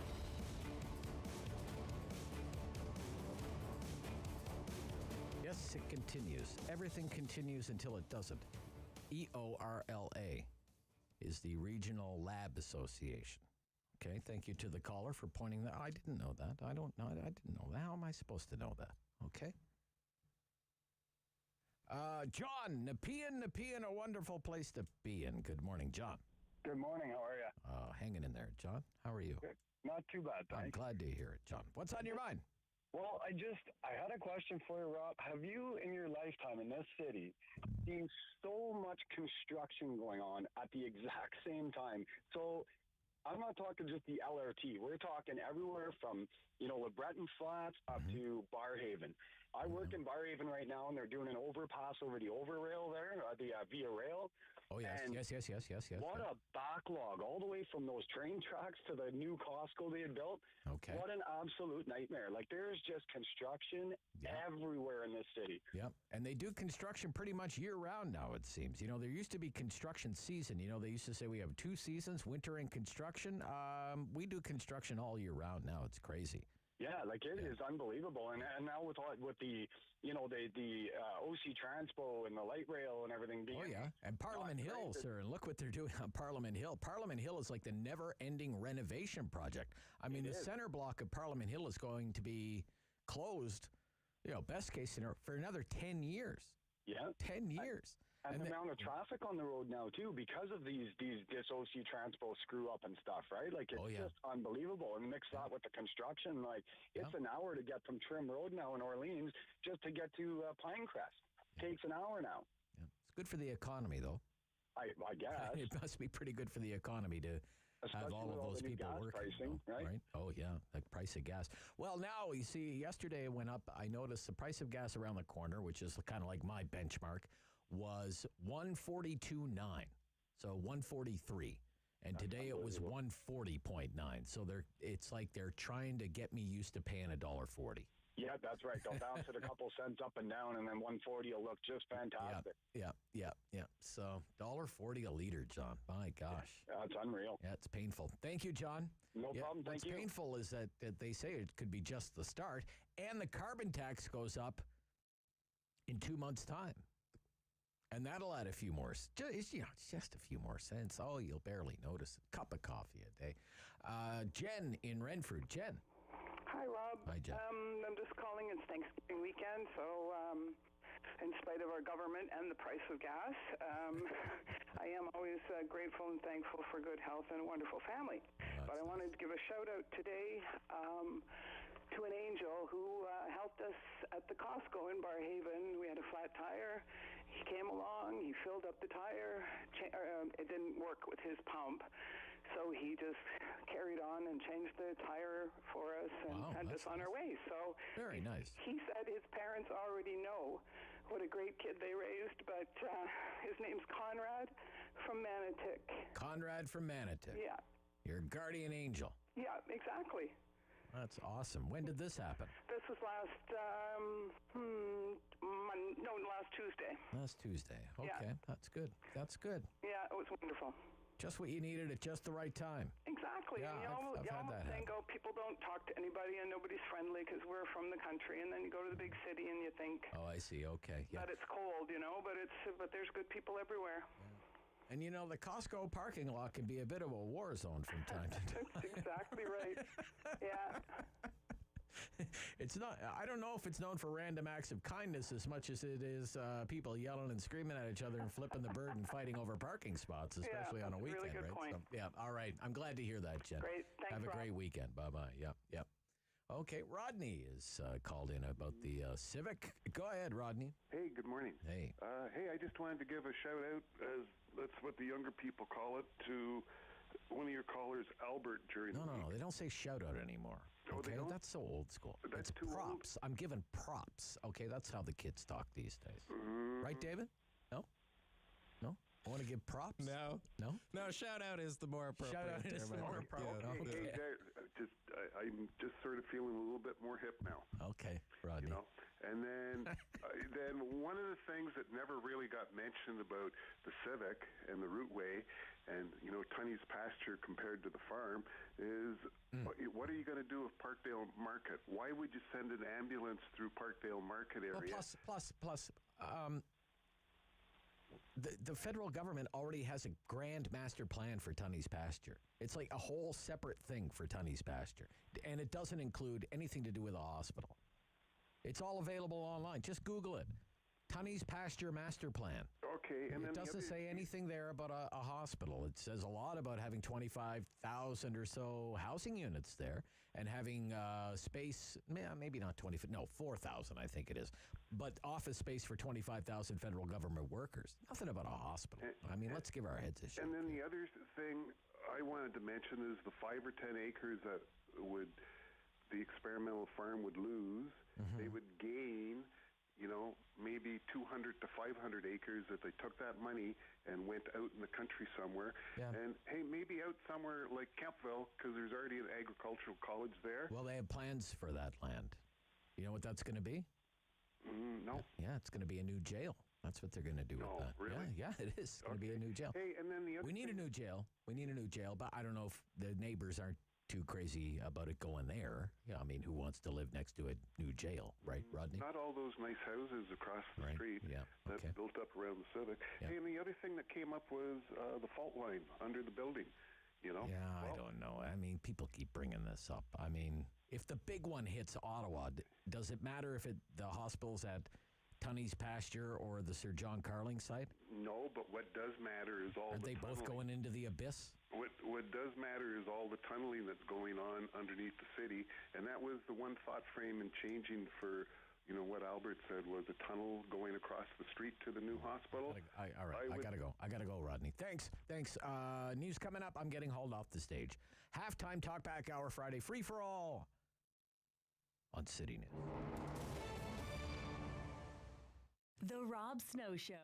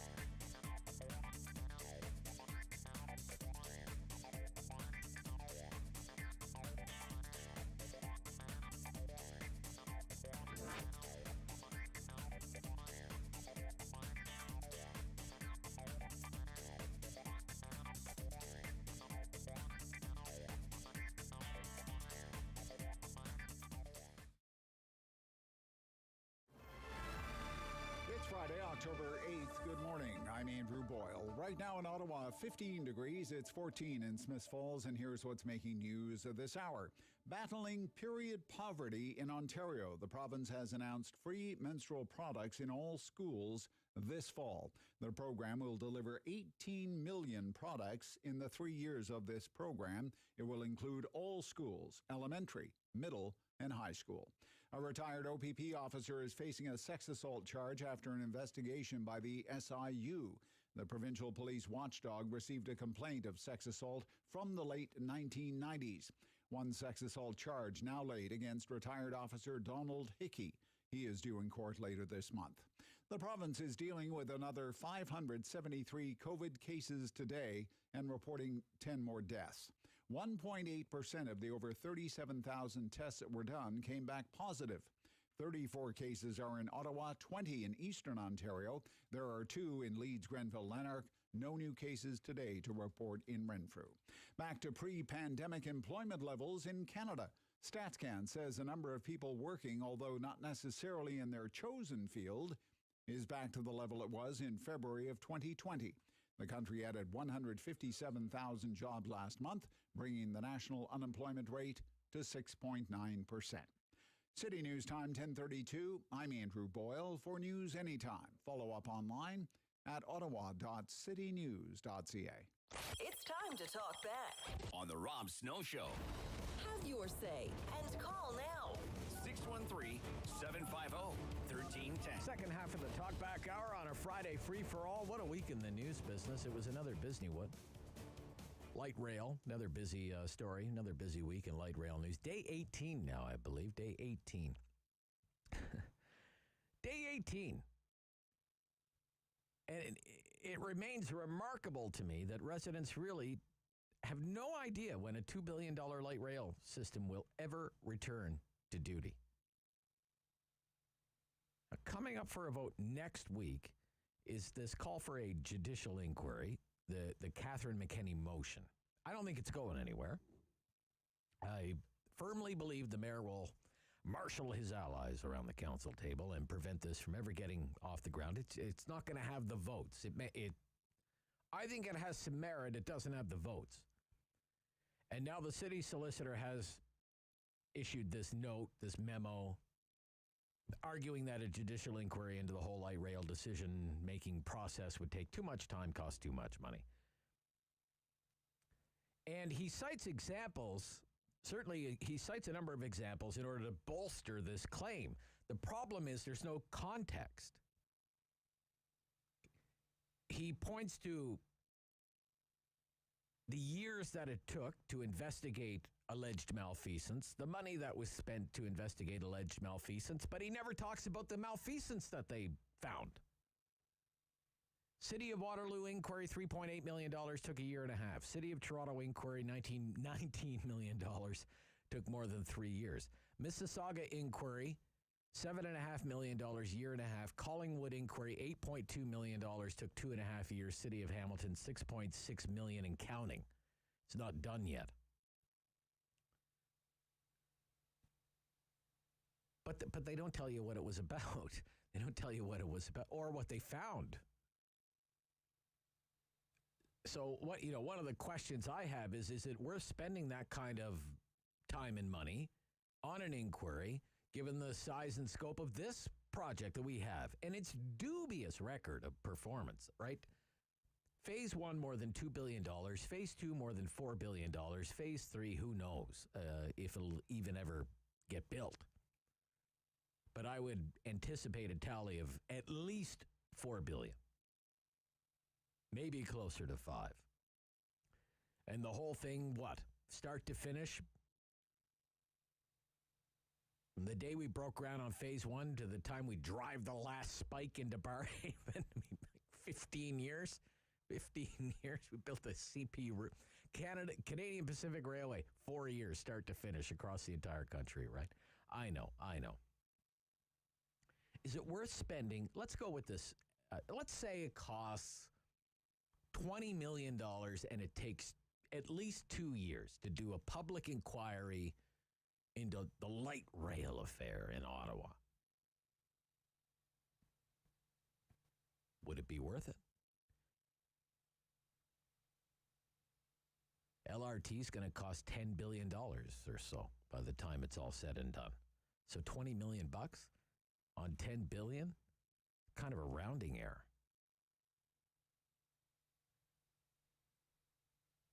I may have more to say about that as we make our way through the morning, but let's get going here. Ron in Barrhaven. Ron, good morning. You're on City News. Good morning, Rob. Continuing on the gasoline thing. Yeah. I don't know if you're aware. Something I read a few months back about Scott. I think it's Scott Moe of Saskatchewan, and I don't remember the name of the premier of New Brunswick. Blaine Higgs. They're going to levy a tax, a road use tax on electric vehicles who do not pay road taxes because they don't buy fuel. Oh, I see. Okay, well, that's interesting. Yeah, I hear people, they make this argument all the time. We should try and get money out of, say, electric car users because they're not paying gas taxes, or cyclists because they're not paying gas taxes. Well, okay, but you could also argue, well, people who can afford an electric car probably own a house and are probably paying property taxes, right? They are paying taxes. So are they necessarily paying road taxes? And how much of our gas taxes are going to our roads? See, that's what I don't know, but there's more. Like every year, I'm sorry, Ron. Every year, the federal government gives the city gas tax money. Every year, the province gives the city gas tax money. Does it look like the city is just pouring that money into our roads? No. You know what? They're not even allowed to. They're not even allowed to. They're only allowed to spend it on public transit. Right. Yeah. I don't know. I just find it. A bicycle doesn't have the same wear and tear on a road as a electric vehicle, which are heavy. There is wear and tear involved, and I think that electric car drivers should pay the same whatever is at the pump. And I'm not sure what percentage it is. Yeah, I'm waiting for the electric Dodge Ram, and you know what? Oh, I hear you. At $1.42 a liter, it can't come soon enough, my friend. All right. Thank you, sir. Have a great Thanksgiving. Bye-bye. Yep, you too.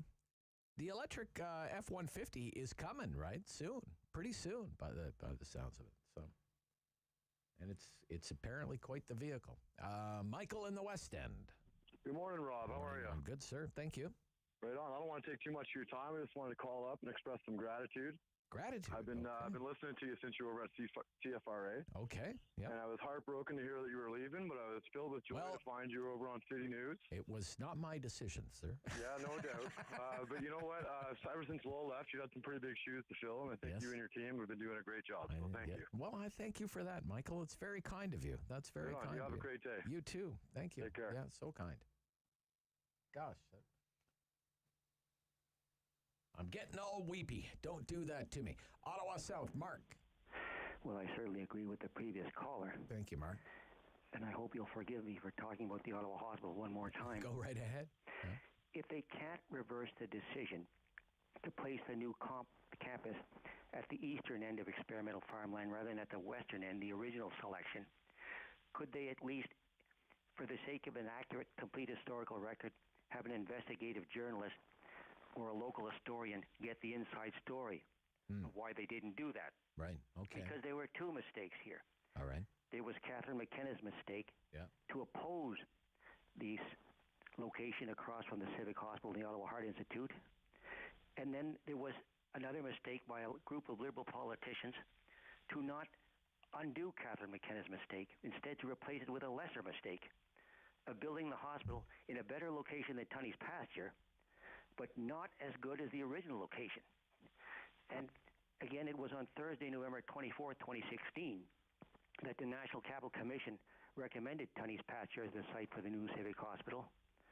And Ms. McKenna released a statement, and this is, I'm quoting, "It is great news that, having concluded their review of potential sites for the new Civic campus of the Ottawa Hospital, the National Capital Commission has recommended a modern, state-of-the-art health facility to be located in the downtown at Tunney's Pasture." Right, yeah. I would like to thank the NCC for their hard work on this file and welcome the recommendation the NCC board approved today. Right. And then what happened? The following Tuesday, yes, the Ottawa Hospital Board of Governors announced that they had unanimously rejected. Yeah, like thanks but no thanks. We're not going there. But the other thing is, you see, that very same day, that joint statement from 5 local MPPs, Bob Chiarelli, Yas Bernanke, John Fraser, Marie-France Lalonde, and Natalie Desrosiers, supported the hospital board's conclusion.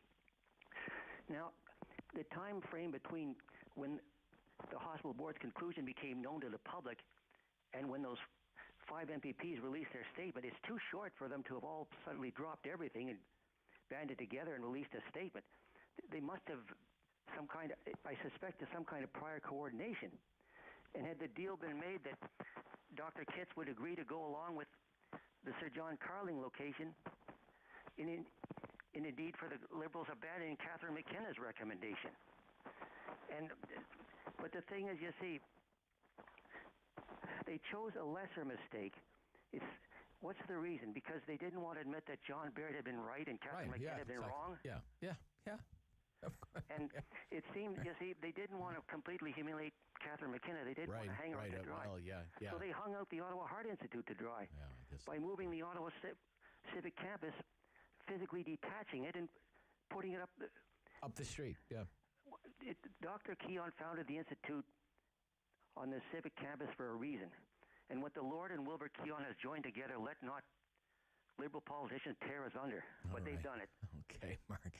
Thank you, sir. Thank you. Okay. Boy, is he on top of that or what? Isn't he on top of that? He is the sharpest caller we have on the whole. I thought I knew all the ins and outs and had the institutional memory. He even puts me to shame on it. If you have a trivia night, call Mark. Call Mark in Ottawa South for sure. Leo in Ottawa. Leo, you're on City News. Hi, Rob. Hi. Just turn your radio off there, buddy. Yeah, I will. Thank you. All right. I just want to talk about this OC Transpo thing, with these, I don't know, they claim almost 500 workers that are unvaccinated. And well, that was Mr. Crabtree's estimate yesterday, just kind of spitballing numbers. They have 2,400. They have 2,400 employees, so if 20% of them aren't vaccinated, it's probably about 500. Okay, and now, are they, like, is it because of all this now, they don't want these people to be vaccinated? Is that what the union is saying? They don't need to be vaccinated? They don't want them to have to have a mandatory vaccination. That's right, yeah. Okay, so like all these people that are getting on the bus now and all that, okay, they don't know if the bus drivers are vaccinated or not, and the university students are vaccinated, and you got all these other people that are vaccinated. Mr. Crabtree, Leo. Yeah, Mr. Crabtree, Leo told me yesterday if all of our members have to be fully vaccinated, then maybe every passenger should have to be fully vaccinated, and they should have to prove it before they get on the bus. Yeah. So, like, I mean, if it goes to the point that the transit union, doesn't budge an inch on this and these guys don't get vaccinated, is this something that the federal, provincial government has to get involved in? Well, I don't think the provincial government can get it. I don't think the provincial government can get involved, but the federal government could, because as one of our sharp callers pointed out yesterday, OC Transpo's federally regulated. It's one of the few public transit companies that's federally regulated because it goes across the bridge to Quebec. It's an interprovincial transit system. So it's actually falls under federal legislation, federal regulation, I guess you could say. So, like down the road, I think they will have to take the job, like it or not, or lose their jobs, I guess, eh? Well, it's not. It's who knows? It's not part of the language that we heard yesterday. Interprovincial rail is like via is, but not bus travel. Not buses. No. Not yet. Anyway, not yet. But maybe in the future. Well, maybe maybe call Yasser Ardakfi and see what he thinks about that. Exactly. He's probably destined to be the most powerful local Liberal MP. So, anyway, got to go. Be right back. Final quarter. Talk back hour. Your last chance to have at me till Tuesday morning, okay? Because we are off on Monday, Dave. I'm not coming to work on Monday. Are you? You're not going to be here. If you're not here, I'm not coming. All right, let's take the day off. 750-1310. Talk back hour on the Rob Snow Show on City News.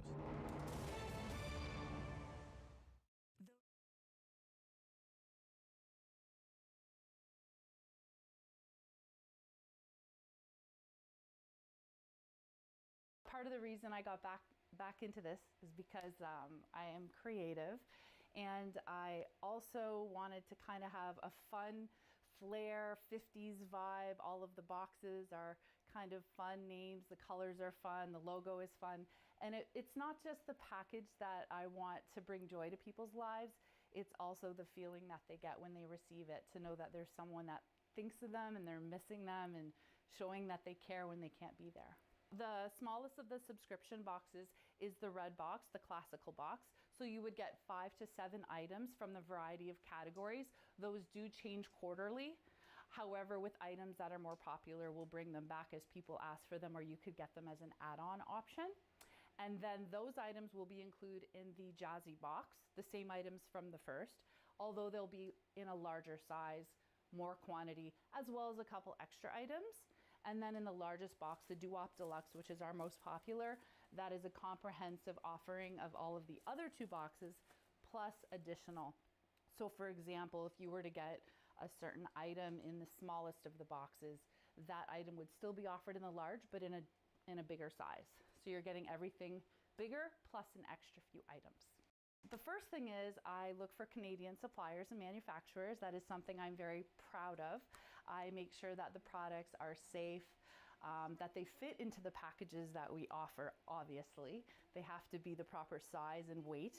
I have approximately 300 items that we have so far that we can order that basically help make people's lives easier. There's snacks, there's self-care items, there's entertainment, a little bit of everything. And basically I try it and test it, and if it's duly approved, then I include it in our packages. So some of the categories that we have is we offer treats, which is of course everyone likes treats, no matter how old you are. So we have things like nuts, chocolates, different types of snacks, maybe a handmade piece of jewelry. We also include pieces of jewelry as well, occasionally. We also have our Pamper Items. So your Pamper Items would include things like your bath soaks, your specialty lotions, things like that. 2 other categories we offer are leisure. Leisure would include things such as puzzles, adult coloring books, paint by numbers, crosswords, word find, Sudoku, if that's how you say it. And we also have items for self-care and health. So masks, sanitizers, sanitizing wipes. They're all natural, non-drying, made with natural ingredients. So they're very good for everyone, especially in this time that we're dealing with. Phone lines are open at 613-750-1310. Now, the Rob Snow Show continues. Matt Dash at the top of the hour and the end of the talkback hour. Friday free-for-all. Richard, you're on City News. Richard. Yes, I'm here. Thanks very much. Hey, great to hear from you. Yes, I just wanted to call because we're talking about OC Transpo a lot. Yes. And quick little story. I'm doing a financial plan for a guy who works in the garage there. Okay. And he says, right about here, I'm getting a raise. I'm going to be moving from the garage to management. Oh. I'm like, well, it's years from now. How would you know that? He goes, well, it's an automatic. I said, well, what do you mean it's an automatic? He goes, well, I'm going to be retiring. So 5 years before I retire, they automatically bump up my salary so my pension's good for life at a higher level. And to me, that's OC Transpo. I mean, that's criminal. It's like I've been living with this little story. I don't know if it's criminal. It's cultural, I think, Richard. Right? There's scratch my back, and then there's absolutely ridiculous, right? Wow. He doesn't even know what he's going to do in management. He just knows automatically he's getting a bump in pay. It's just crazy, right? Holy cow. There's my rant for today. No, that's a good one. I'd never heard of that before. Holy smokes! Yeah, isn't that something? That's good. Okay, thank you. Brent, it says here you're on the 416, but he's been waiting a while. You still on the 416? I am. All right. Thanks for waiting, Brent. What's up? Hey, I want to talk. How come Tim Hortons are open before 5 o'clock? I can't. You know what? That's such a good point, Brent. That has totally messed up my morning routine. It's totally messed up my morning. Like I'm a truck driver, and you can't get a coffee before 5 o'clock. The Tim Hortons around the street here, I used to go there every morning. Usually they're around 5 after 5 every morning. Okay. Right. Mm-hmm. Part of my morning routine, I like to sit there, have my coffee, go through the newspapers, go through Twitter, get ready for the show, get into the day, right? Start waking up kind of thing. Yeah. I pull up there. What is it? It's got to be 3 weeks now, a month now, something like that. Like I come up to Ottawa usually every Friday. I love listening to your show. I listen to it all the time when I'm in the area.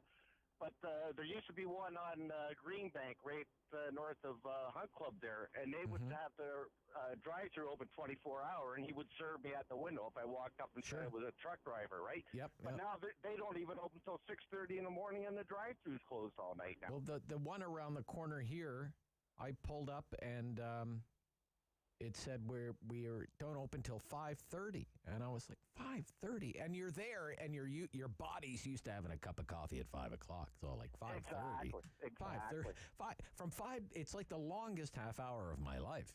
Oh, for sure, sure. Like I live in Cambridge, Ontario, and luckily the one by me, the drive-through's open 24 hours, so I get one before I start work. But I bet you it's a staff issue. It must be a staff issue.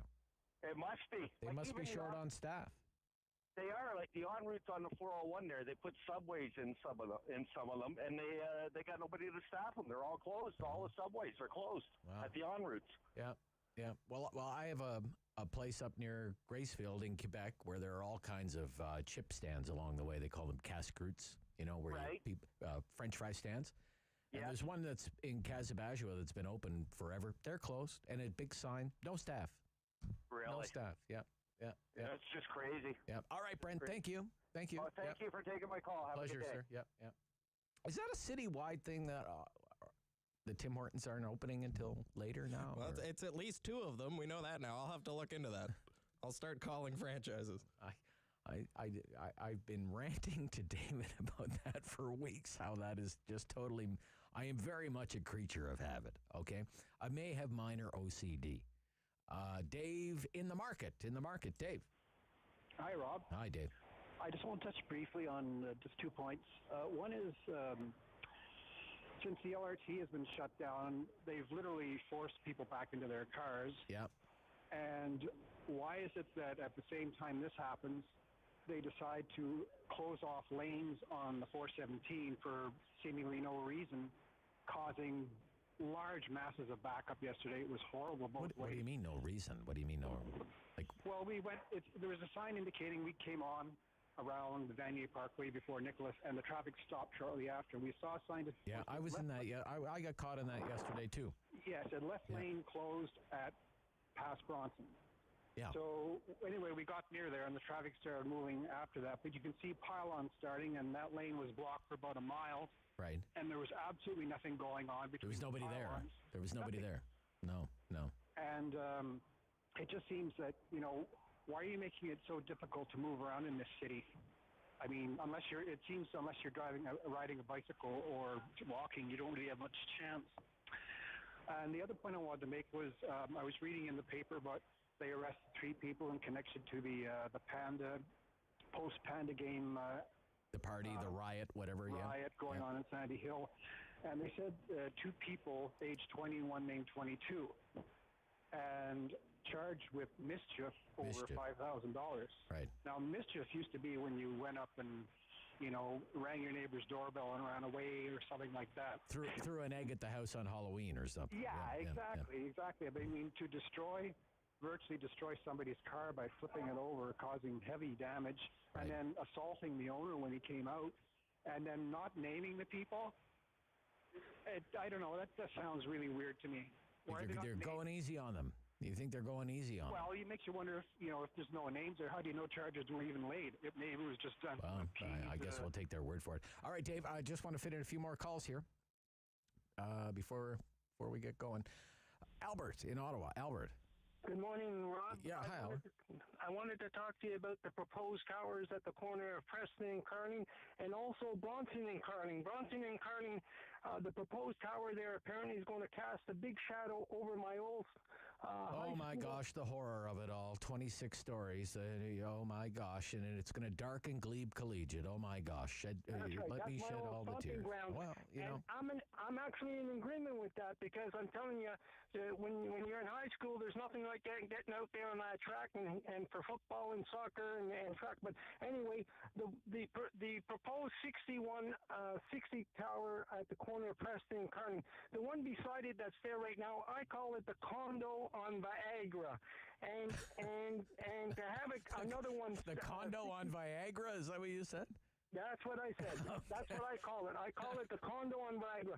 But the real shame of it all is that it's just out of character, and the city. No, it looks, Albert, I totally disagree, and I actually have a commentary coming up on Monday about this very topic. We have identified in the city, your city council has done this to you. If you're opposed to it, I'm not opposed to it. I actually think it's a sign of a city that is growing up, maturing. We're a city of 1 million people, growing city. 150,000 people are going to move here in the next 10 years. Okay? They need a place to live. You've seen how the left-wing councillors say they don't think we can grow out. Okay, got to keep a hard line on the urban boundary in the name of sprawl. Sprawl's bad. Sprawl is evil. Sprawl is Satan, right? Well, what choice do you have then other than to go up? You're going to have to go up. People need a place to live. And long ago, the city council, as a planning directive, identified that very area, Carling and Bronson, down to Carling and Preston, everything north of there. You know where all those old government buildings are? Natural resources, geological survey of Canada, all that eventually is all going to be bulldozed. That whole area is prime for redevelopment. That's going to be, I call it, that's going to be our condo corridor. And I think those two, if this one ever goes ahead, 60 stories, okay, that's a lot of tower. The other one, the icon that's there now, is 47 stories, I believe. And 26 stories kind of anchoring Bronson and Carling. I think you got to look ahead. You got to think, I think in 20 years, it's not even going to look at a place. That whole area is going to be just completely redesigned. Say west of Bronson down to Carling, north up to, Albert Street, up that way. Total, you're not going to recognize it in 20 years. It's going to be crazy. I want to take just one more. That's all the time we have. Kathleen in Ottawa, you're on City News.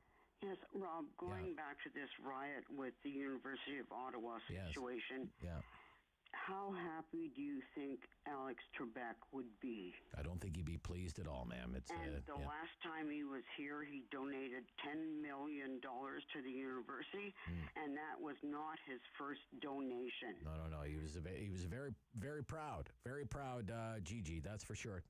Good point there. Got to run. Thank you for all of your calls this week and for being so in tune with all the issues in the news. We'll talk about our farmers and how they did this season. Coming up next on The Rob Snow Show on City News.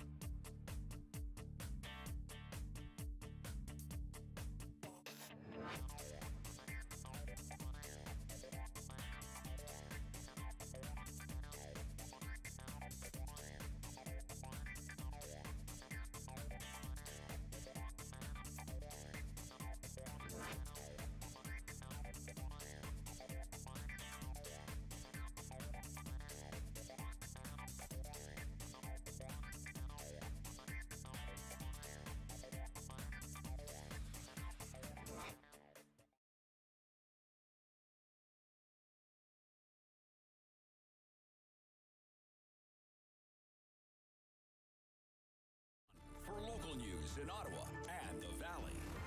This is City News, now on 101.1 FM and 1310 AM. It's Friday, October 8th. Good morning. I'm Andrew Boyle. Right now in Ottawa, 15 degrees, 14 in Smiths Falls, and here's what's making news in Ottawa and the Valley. The province has unveiled a plan to reduce what it calls period poverty. Here's City News reporter Caitlin Lee with the details. 18 million pads will be distributed to 72 school boards across the province to be given to schools and students in need for free, along with 1,200 dispensers beginning this fall. The program is in partnership with Shoppers Drug Mart, and it will be in place for the next 3 years. The plan also to expand access to tampons and other period products down the line. Education Minister Stephen Lecce saying menstrual products are not a luxury, they are a necessity. It's for those that need it that they're going to get it. From an equity perspective, I do not want any children in this province to stay home because they cannot afford a pad. The Ontario Student Trustee Association among the groups that penned a letter to the Ford government back in March asking for a program like this. Co-chair Keith Bebeon saying period poverty impacts thousands of students daily. I thank the government for taking action, and I hope to continue dismantling the stigma that surrounds menstruation. The fight is far from over, but now we've seen progress. Ontario, not the first province to put a program like this in place. It joins BC, Nova Scotia, and PEI. Some individual school boards in Ontario have also implemented programs. I'm Caitlin Lee. City News Time, 11:02. Stormont Dundas Glengarry OPP currently with an investigation going on Nelson Road in North Dundas. So the road is currently closed. That's Nelson Road and County Road 1. So keep that in mind if you're traveling in that area. Now your forecast with meteorologist Jill Taylor. Once we get rid of any morning fog, a lovely day, lots of sunshine, the high 22 degrees. Tonight, a few clouds, a low near 11. And for the Thanksgiving long weekend, yes, some showers at times, but very mild. 21 tomorrow, 19 Sunday, 23 Thanksgiving Monday. For today, the high 22. And right now, 15 degrees in Ottawa, 14 in Smiths Falls. The province is dealing with another 573 cases of COVID-19 today, along with 10 more deaths. 1.8% of the over 37,000 tests that were done came back positive. 34 of them are in Ottawa, 20 in the Eastern Ontario Health Unit, 2 in Leeds, Grenville, Lanark. There are no new cases today in Renfrew. StatsCan says the unemployment rate dropped across the country, but perhaps nowhere more than in Gatineau. The rate is now 4.4% after an almost 1% drop. Ottawa dropped as well to 5.9%. Still, that's a point better than the national rate. The country did add 157,000 jobs in September. BMO chief economist Douglas Porter says there are steps before the labor market is fully healed, though. He points to high-contact sectors like hospitality and tourism that are and will remain strained by COVID-19. I think there's no debate that those sectors are still under enormous strain.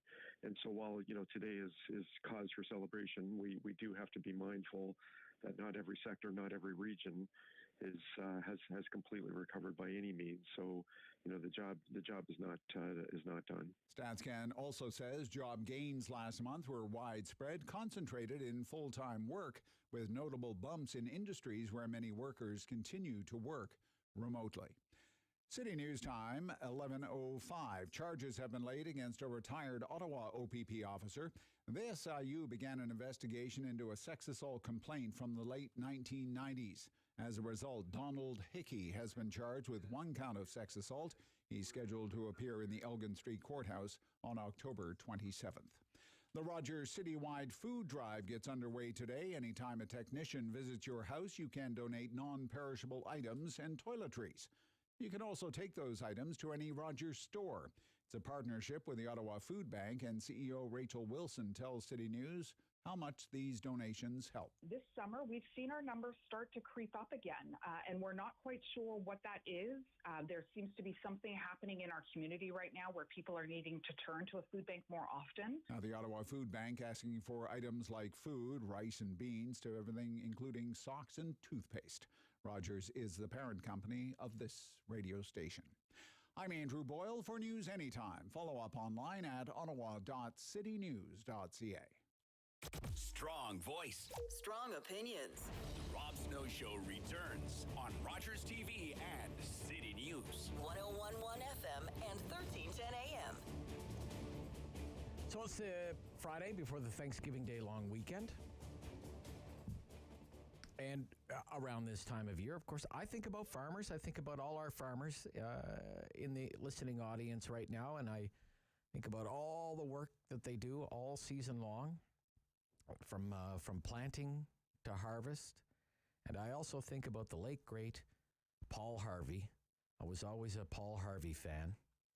And in my opinion, this is one of his great commentaries, the late, great Paul Harvey. They turned it into a Super Bowl commercial. It was that good for the Dodge Ram. Paul Harvey and God Made a Farmer.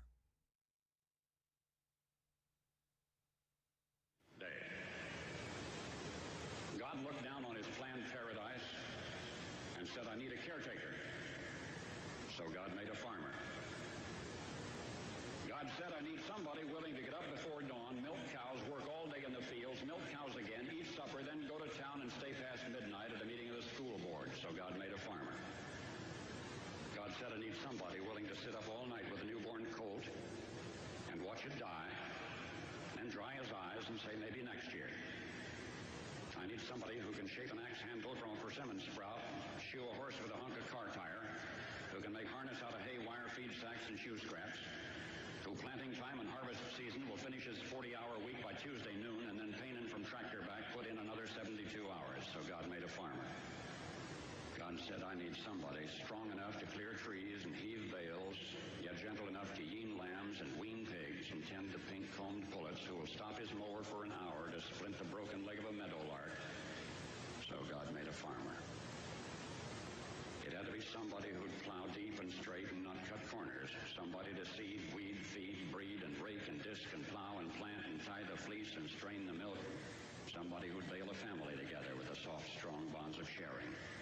Who would laugh and then sigh and then reply with smiling eyes when his son says that he wants to spend his life doing what Dad does. So God made a farmer. Yeah, that's pretty good, isn't it? Isn't that good? Yeah, it's great stuff. So how was it this season? And what's happening on the local farm? Well, we have Michael Obey from Rudders Elevators in Chesterville back with us here on City News.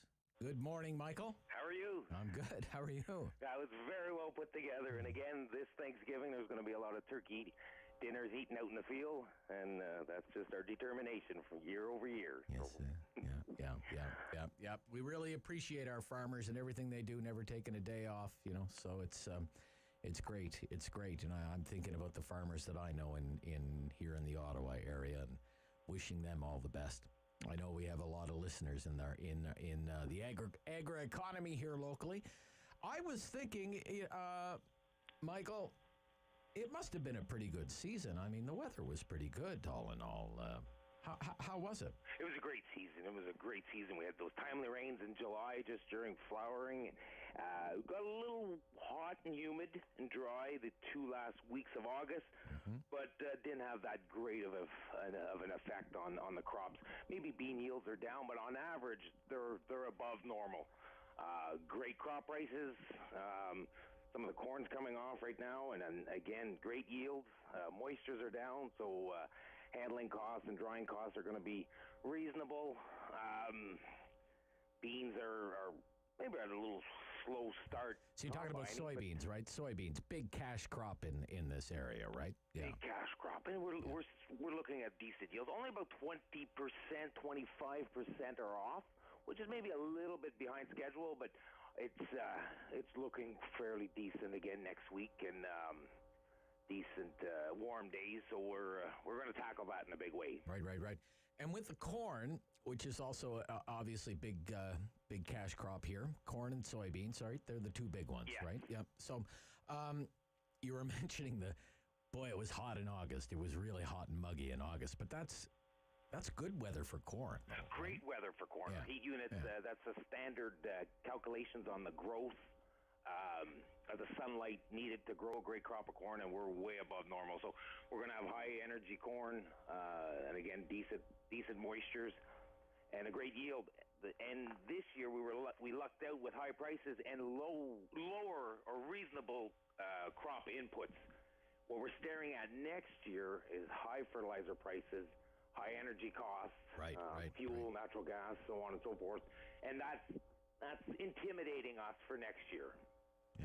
I would like to ask you if you're hearing anything about how the hay crop went this year. Hay crop was in abundance, so much so that I had farmers looking to send some out west to help them out. Yeah, Northern Ontario as well was pretty hard hit too, Part of Ontario, but in this given area, there was a great abundance of hay. Good. Yeah. Yeah, it was tough for the farmers out west. Didn't really get a lot of media coverage around here, but Northwestern Ontario agriculture, tough into Manitoba. So we're thinking about them as well. Well, the wheat crop out west was very small this year, almost the same numbers as it was back in 2008. So that'll be difficult for them. But for beans, corn, gosh, you got the best of both worlds. You have high yields and good prices. Mm-hmm. Yeah, that's right, good. Exactly. That's good. Are you hearing? Smiling. I bet. But as you say, next season's going to be a bit more challenging because of the input costs, right? Namely the energy costs. And they're going up, and we can't really have a handle on it because there's not even a real price for the available inventory that's on hand. Right. And most farmers buy their fertilizer in the fall.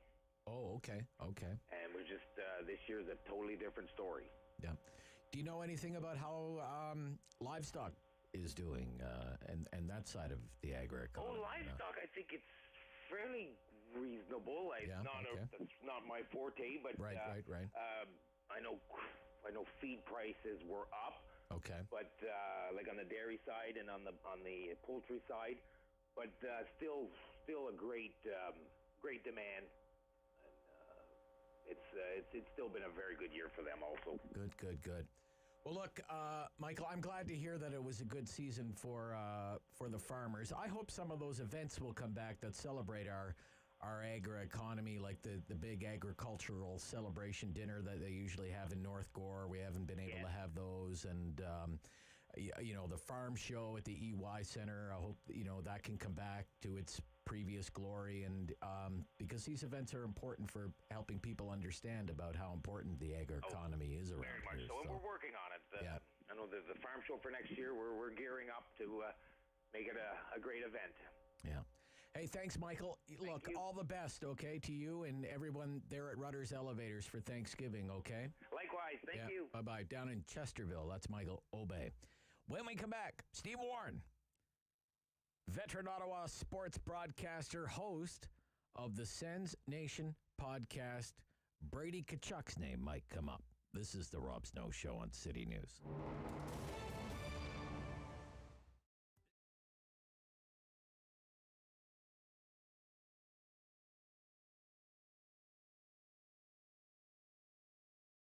When it came to opening the business, because I was so young, there was a lot that I didn't know about management, financial management, management of people, all around management, I think is the word that I always come back to. I think that I always had a passion and I knew that I wanted to create a space for people to get their hair done, but I had no idea, even having studied business management, what it really took to open a business as well as sustain a successful business. So in 2014, I was actually working with Angela Sutcliffe. She was my business coach at the time, and she was like, what's your niche? Like, what separates you from other salons? And when we started to really dig, it was the curls. It was the fact that we work with all curl types, curly, kinky, wavy, coily, which is how we identify our curl types. And then you have straight hair as well, of course. But more than 70% of the world has some sort of curl pattern to their hair. And we just realized that was not being addressed it wasn't something we learned about in school. So I've went to the States and I traveled all over to kind of gain the information that I have now to be able to share it with our clients and as well as with other stylists. So in March when it came, I thought it was going to last, a week, 2 weeks, through, I think it started off at 2 weeks. And I was like, cool, I have 2 weeks to just relax, that's fine. So I was actually in a position where I was not happy, so to say, but I was a little bit happy, to be honest, just because of what I was experiencing personally. Now, when that extension started to happen, it was not a great feeling. It was very uncomfortable not knowing how I was going to support myself financially. So I'm so excited about the Academy. It's something that I started and I launched it during the pandemic. So I've been teaching for a number of years. I've been educating for a number of years. I educated at Algonquin. I've educated at Versailles Hair Academy. And I've also educated in my own space, in this space and my old space up on Greenbank. And so it was just a continuum of what, I've been doing for these years. When we have a client in our chair, it's not just about making your hair look great. It's about how do you go home and take what we've just taught you and emulate that. So now with a world where people want to quote unquote be diverse and inclusive, what does that really look like in a salon setting? And for me, it looks like being able to invite any curl type, any hair type really, because I can take care of straight hair types just as well as, I can take care of curls. And we cater to all curl types regardless of what you look like on the outside, we got you.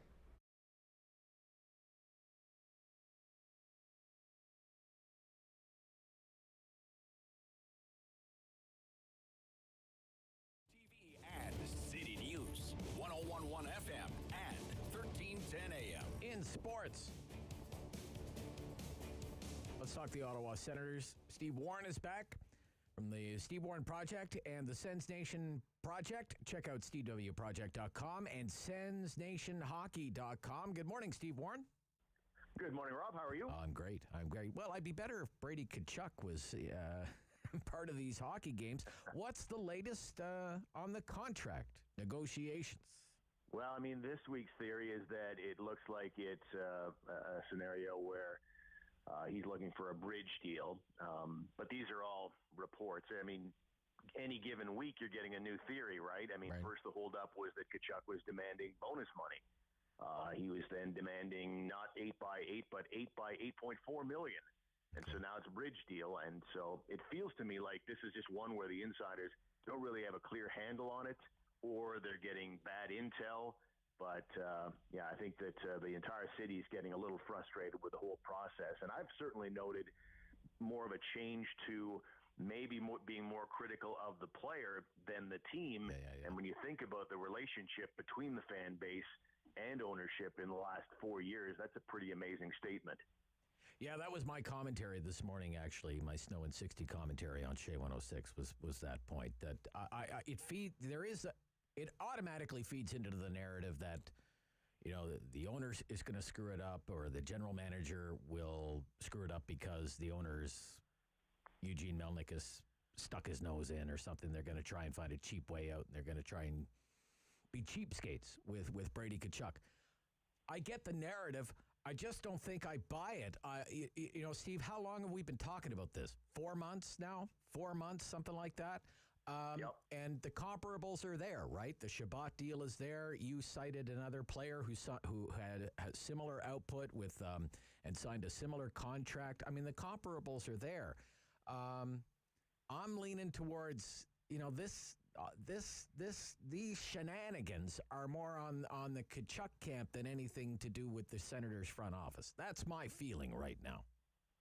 Yeah, I think it's shared by many, and I happen to share it as well, but it's all so hard to put your finger on, like what you do every day on your show, Rob.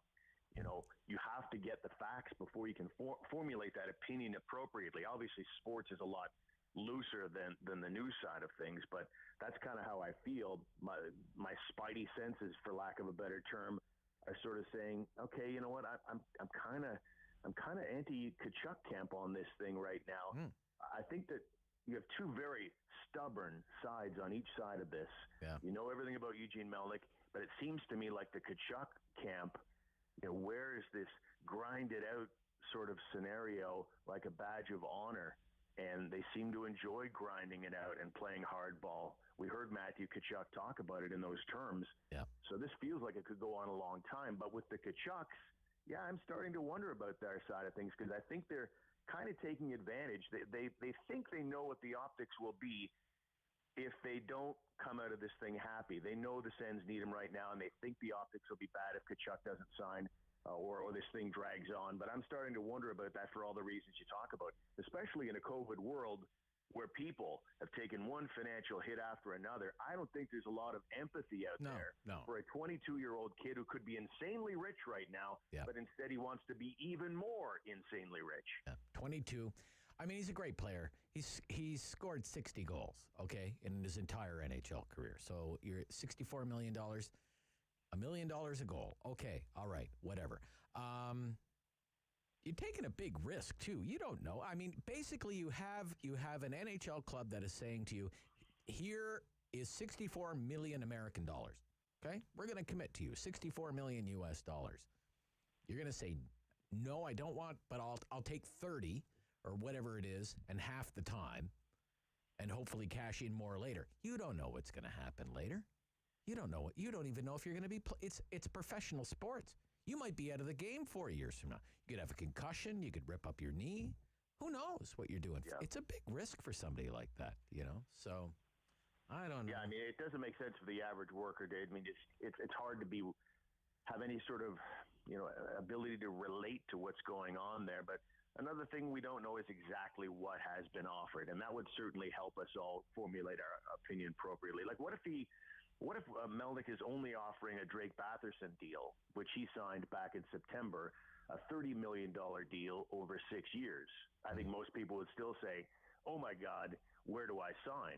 But if you look at comparables, I think at this stage of the game, Tkachuk is a little level above Batherson. One could make the argument Batherson might long-term end up being the better player. We don't know what history will show, but at this moment in time, Tkachuk has every right to ask for more than that. So if Melnyk has offered up the Batherson deal, and God, we don't know one way or the other whether he did, maybe we'd all feel differently about it. Okay. What have you thought of their play in the preseason? I think that at times they've looked pretty good. At other times, kind of uninspiring. But remember, they didn't get to do any of this last season, right? They were just kind of thrown into it. So it's helpful to actually get a look at your hockey club before the games actually mean something. So what have you thought? Yeah, it's important. We spoke about it last year when there was no exhibition games and they got off to that dreadful start. I think that it's just crucial not only to evaluate properly, give everybody an appropriate look, but to do the dress rehearsals. It's like a choreography, right? The game is so much different than when we were kids. Now it's about that choreography, getting everybody, figuring out your lines. What does your forecheck look like? Power play. Get all that set. Do it in silly time when it doesn't mean anything. And then on opening night, you're ready to roll. I can guarantee you they're not going to come out and win, 1 or 2 games in their first 12. They're going to come out looking a lot better, a lot more organized. So that's huge. And with the exception of the 2 Leaf games, the Sens have generally looked good. So it's, I mean, if I'm DJ Smith, my answer to your question would be, overall, I've liked the way this team looks, but it would certainly look a lot better with Brady Tkachuk in there. Yeah.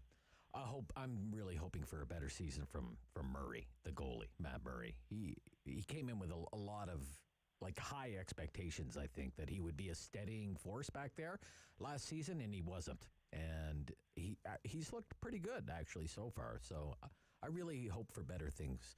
But let's move along. 67 season starts tonight.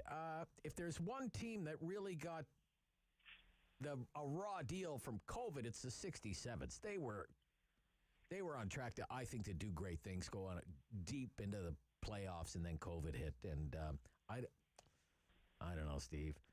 I don't think they're going to be that good. Maybe not for a while. What do you think? Yeah, I think it's one of those deals where you stock up, you build your team to take their shot, and COVID robbed them of that. And that's how it is. It's always cyclical in junior hockey because guys age out. Yeah. And unfortunately, most of the core has here. Yeah. So I have a feeling this will be, I mean, you're not going to get you're not going to get the team that won 2 straight 50-win seasons. So that's for sure. But, it definitely is disappointing when you look back. You almost feel like they should go ahead and give the 67s the 2020 Memorial Cup. Certainly there'd be some unfair elements about that, but what's fair about COVID? They had the best winning percentage after 62 games, the best winning percentage in club history at 815. So I feel like, we'll go ahead and give them the Memorial Cup. Yeah. Okay. Week 5 is coming up.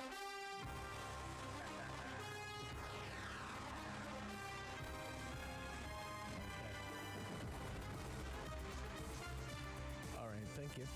I think your Packers are one of the premier matchups, I think, of the weekend, Steve. Packers and Bengals, they're both 3-1, and yes, those Cincinnati Bengals.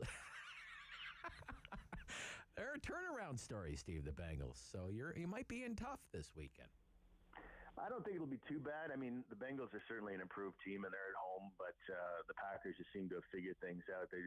I don't know what happened in that first week where they get to absolutely work. Yeah, they were bad. So bad. And then worked over by the Saints, and the Saints didn't even really, I mean, this is post-Drew Brees. Jameis Winston beating the tar out of the Packers, and then Green Bay suddenly has now looked really, really good the last 3 weeks. So they're back on top again, and I feel like they'll do well against the Bengals. Bengals have some dinged up. Their backfield's a bit dinged up right now with Joe Mixon a question mark for this game, so they may have to go with their backup there. So I still like the Packers to win that one. All right. I'm a Broncos fan, of course, and the Broncos are actually worth following this season. They're 3-1. They lost last weekend, but they're up against the Steelers.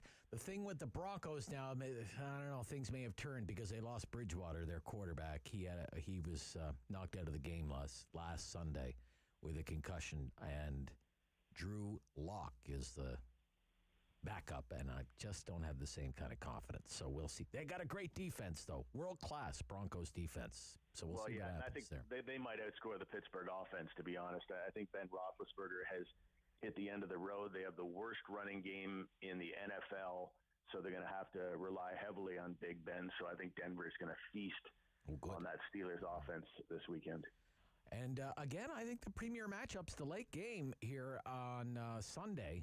Bills and Chiefs should be a good one, Steve. Who do you like there? I'm inclined to go with the Bills. Me too. To see Kansas. Yeah, Kansas City's a 3-point favorite, so not to say I'm condoning the betting thing, but that seems like, I don't know, if Kansas City wins, it's going to be a close one, but I think the Bills win it. I think it's an AFC championship preview.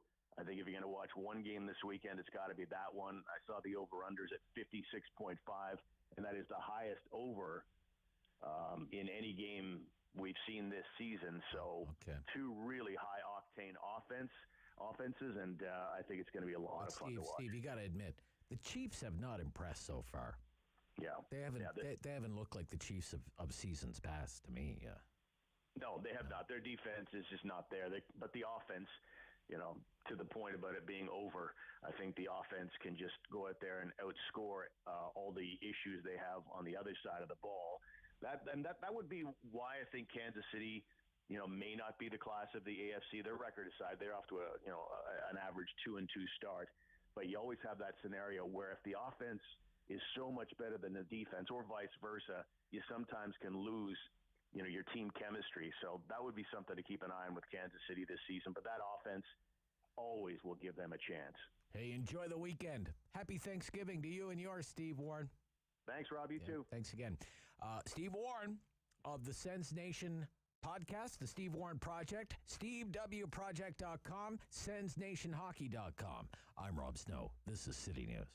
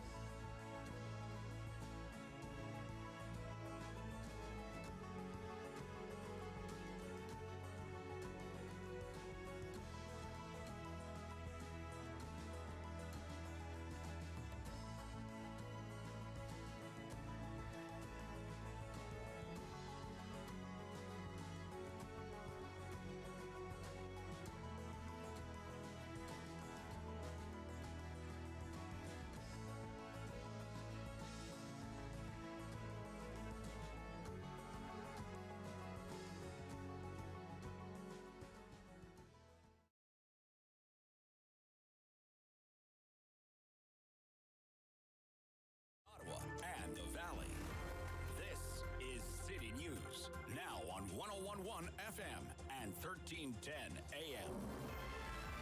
This is Friday, the 8th of October. Good morning. I'm Jason White. Right now in Ottawa, mainly sunny, 18 degrees, 17 in Smiths Falls. Here's what's making news this hour. If you're hitting the road to get an early start on your Thanksgiving long weekend, you're probably going to see the OPP in your travels. They're on the lookout today and this weekend for the big four: impaired, aggressive, inattentive, and distracted driving. Ottawa City staff laying out their arguments against a judicial inquiry into the problems with the first phase of the LRT. A staff report argues it would be costly and points to other judicial inquiries that lasted for years. But supporters around the council table insist taxpayers deserve to know what happened and that a judicial review is the best way. Ontario's police watchdog charging a retired OPP officer with sexual assault dating back to the late 90s. Special Investigations Unit said they got a complaint in May for an incident that happened in the Rideau Township area between 1995 and 1998. Donald Hickey, formerly charged with one count of sexual assault. He's due at the Elgin Street Courthouse later this month. Ontario is offering free menstrual products in all schools this fall. The program, sponsored by Shoppers Drug Mart, will deliver 18 million products in 3 years of the program, which will include all Ontario schools, elementary, middle, and secondary. City News Time, 11:33. I'm Jason White. For news anytime, follow up online at ottawa.citynews.ca. Firm. Fair. Fun. The Rob Snow Show returns on Rogers TV and City News, 101.1 FM and 1310 AM.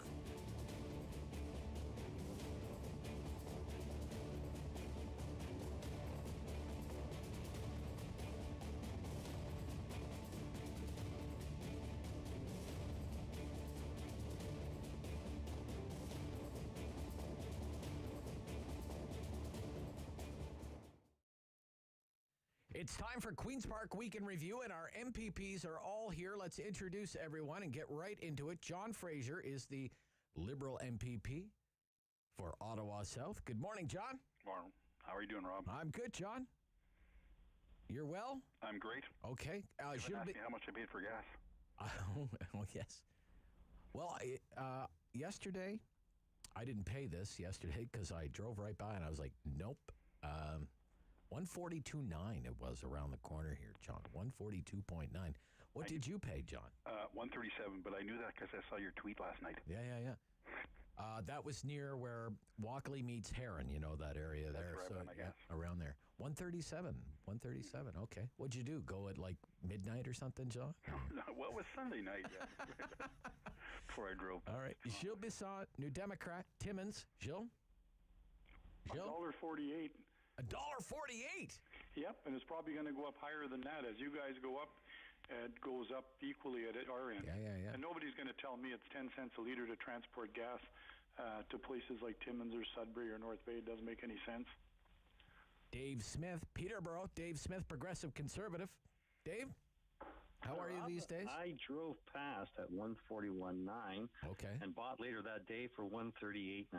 Yeah. Screaming deal, Dave. Screaming deal. Hey, 3 cents is 3 cents. Right. Yeah, I suppose. What about your gas price promise? We're still waiting for that. Gas price promise. Yeah. But There's a sticker for that on the way. There's a sticker for that coming. Yeah, a sticker will work. Yeah. Okay. The real question, though, is Gilles needs a plane to get around his riding because it's so big. Is how much is it? Hey, I just gassed that thing up yesterday. It was $400. Don't bug me. $400. Oh, okay. I wasn't trying to really. So what kind of fuel does that thing take, Gilles? A100. So how much is that a liter? Well, it's $400 for, what is it, about 40 gallons. So about $400. So it gives you about, I can get to Toronto and still have about an hour, well, about almost 2 hours reserve, an hour and a half reserve. Right, okay. All right. Be careful when you're flying up there, okay? Yeah, I watch out for you all the time, Rob, all the time. Okay. All right. Don't be like, oh, I can make it, you know. Yeah. There's no such thing as old, bold pilots. So look, I want to get into some, well, we don't call them, apparently the new phrase is contrast ads. They're not attack ads anymore. The PCs were first out of the gate. They have some contrast ads. They want you to know about Stephen Del Duca. He is the Liberal leader. Do you have that ready to go, Dave? All right, Dave, go ahead. Remember life under Kathleen Wynne? Stephen Del Duca wants to take us back. He was Wynn's right-hand man when they sent your hydro bills skyrocketing. Terrible. Sold Hydro One, all while Liberal insiders got rich. He sat in cabinet while good-paying jobs fled the province, remained idle while creating only 611 new long-term care beds, leaving our most vulnerable unprepared for the pandemic. Ontario crumbled under Kathleen Wynne and Stephen Del Duca. Let's not go back. Authorized by the CFO for the Ontario PC Party. Oh, holy cow, if I didn't know Stephen Del Duca before, I don't want to know him now if he had anything to do with any of that. All of that is true, right, Jill? Listen, but the only difference is that it used to be the Liberals insider that used to get rich. Now it's the Tory insiders that get rich. So it just, red, blue, blue, red. Same thing. I see. Okay. I don't know, Dave. That Del Duca sounds like a scary guy to me. Are people dressing up like Del Duca for Halloween? What's going on there? Holy smokes. That would be quite the costume, let me tell you. I think that's uncharitable. None of us should wear one of those. That's really uncharitable. It's one thing to say somebody's I didn't say whether it would be a good costume or a bad costume. I just said that it would be quite the costume. That's not right. This is one of these cases where Del Duca has been out of public life long enough now that people forget all the stuff that he had done. And the fact that he was sitting there at the table with Kathleen Wynne. Well, all those Liberal insiders were getting rich. It's appropriate to point out this is what you're looking at. We would be going backwards in time if we were to do something along these lines. We have to move forward. We have to make sure that people know here's what the choice is in front of you. You can continue down this path with us, or you can take a step backwards. Okay. Or you vote NDP and then everything's great. Yeah, sure. John, was I over the top there? I'm sorry. I'll apologize. Oh, you don't. No, it's fine. No, it's like, it was good to. It'd be good if people wore costumes. Then it's easier to get known in Ontario. I was kind of like David was kind of making it sound like it wouldn't be a good thing to dress up like. But look, the message is. Yeah.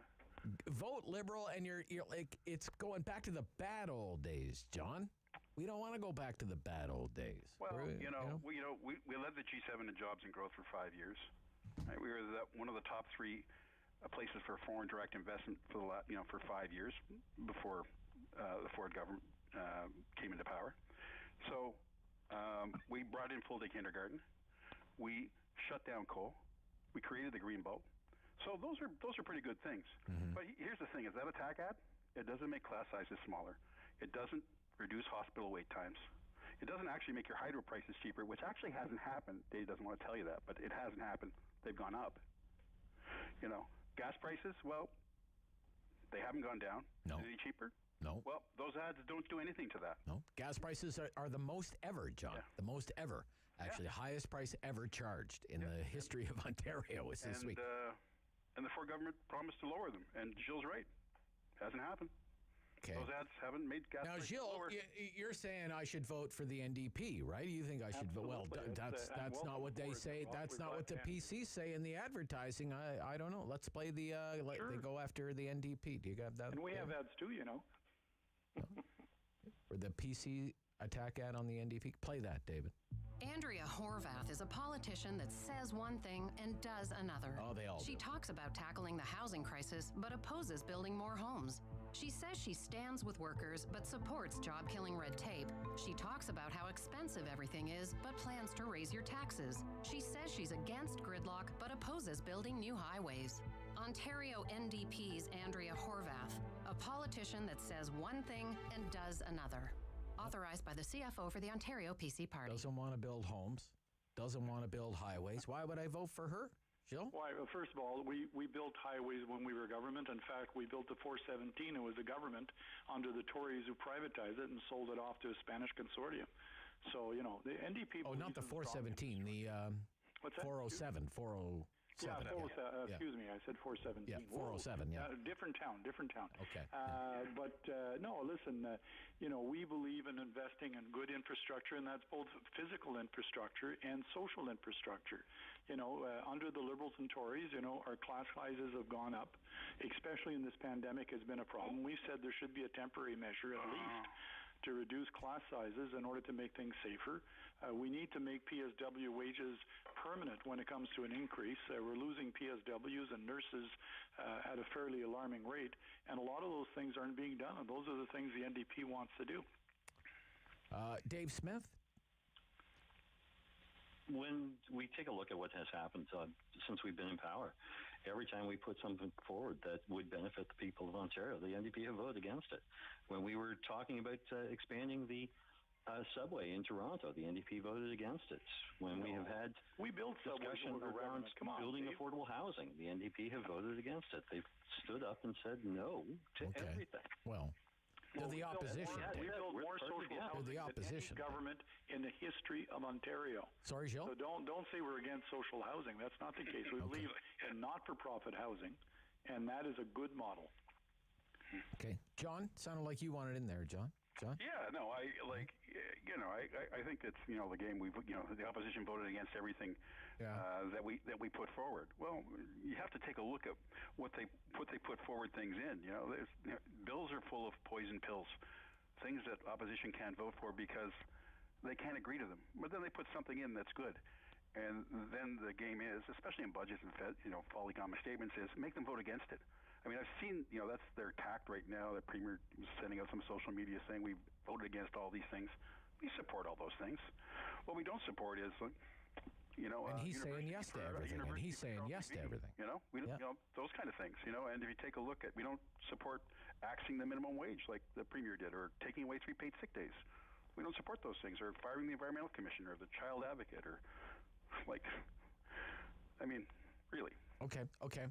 Now, the New Democrats, in fact, this morning, the ads launched. And this is the contrast ad, otherwise known as an attack ad. The NDP go after Doug. This guy says he's for the little guy. But what happened to that? Every chance he gets, Ford fails your family. When workers need paid sick days, Doug denies them. When local businesses need help, Ford sides with the big box stores instead. And with a crisis in seniors' care, Ford protects owners' profits instead of protecting the people who live there. For the little guy, please. Doug Ford, here for his buddies, not for you. A message from Ontario's NDP. Oh boy, that's a pretty hard-hitting ad. I do like the music. I like the music. It's very Henry Mancini, Pink Panther type music there. It's very good. Pink Panther came back in reruns too. Okay. It sounds pretty bad, Dave. You're the Premier. He's not even in it for the little guy. He's only in it for his buddies. He's not in it for the little guy, Dave Smith. And Costco was open and Main Street was closed, Dave. So anyone that sold groceries was open, you're right, because we needed to make sure that people were fed during the pandemic as well. Okay. So yes, we had any business that sold groceries was able to be open so that people could eat. Any business that sold pharmaceuticals was open so that you could go get your prescriptions, because those were necessary things. And if someone is going to accuse But what's the evidence, though, Dave? What's the evidence? What's the evidence that he's in it for the little guy? Or that the PCs are in it for the little guy? What have you done for the little guy? What have we done for the little guy? That's a great question. When we take a step back and look at what one of our budgets did, it removed all of the Ontario income tax on the first tax bracket. So anybody who is struggling to get ahead ended up with more money in their pocket. People who are trying to advance, to move on in their careers, they had more money in their pocket. We've put out funding specifically for retraining to get into a skilled trade. These are all things that the average person can take advantage of to get ahead. Those are the things that we've been doing. All right. In it for the little guy. In it for the little guy is the Ford message. You heard the New Democrat attack ad, give me a break. In it for the little guy, give me a break. What do you think of the message from the New Democrats there, John? What do you think? Well, I mean, it's true. It's true. What did the little guy get? Well, they didn't get the increase in minimum wage. They lost 3 paid sick days in 2018 when Doug Ford took them away, and then they had to fight for 400 days to try to get some temporary paid sick days. Took away protections for workers. Is your gas any cheaper? Is your hydro any cheaper? Are your groceries any cheaper? He hasn't done a lot. Not very visible. Is life easier? Nope. So So, Rob, I need to jump on that for a Go ahead, Dave. When we talk about the inflationary tactics that cause things to go up in price, all you have to do is look to the federal government and the amount of money that they printed. Inflation is that hidden tax. So when we see things go up in price like food, that's because of the policies of the federal government. It's not because we didn't do something. When you see your gas prices go up, go ahead, Jill. Part of that is the carbon tax that the carbon Fed tax put doesn't on, help. not Carbon something tax. we did. Carbon tax. God bless the PCs fighting that carbon tax. Well, Lost it in the Dave courts. talks about But go ahead, printing Jill. money. Yep. Dave talks about the federal government printing money. It's called quantitative easing. And in fact, the province itself has gotten permission and does quantitative easing, which means to say we get money from the Canadian the Bank of Canada, and it's the same deal that the federal government got. So don't throw a stone at the feds. I got a problem with Trudeau, just as you do. I think, quite frankly, he's done some things good, but a lot of things bad. But don't all of a sudden say I'm Lily White because you guys are following the same monetary policy. All right. Okay. So Look. the money just one second, Rob. The money that was spent in the pandemic in the province, 85% of it was from the federal government. That's a bit rich, Dave. Well, the big program, but the big programs, of course, the big programs would be run by the federal government. Yeah, just like employment insurance would employment insurance would normally be run by the federal government. It's a massive program, John. We're talking about we're talking about money that was given to the province, the money that was invested in the province, like education, like in healthcare. It's like, let's talk about healthcare. The fact that they're supposed to be paying 50% of the cost of it, they're paying 22%, and we'd be happy if they just came up with 35%. Dave, did the feds make hydro prices go up? All right, we have to stop. We have to stop. No, look, we can pick it up on the other side. Oh, it's going to be a heck of an 8 months. 8 months. It's 8 months until the election. Can you believe this? We'll be right back. Doug Ford, the yes man. When we come back, City News.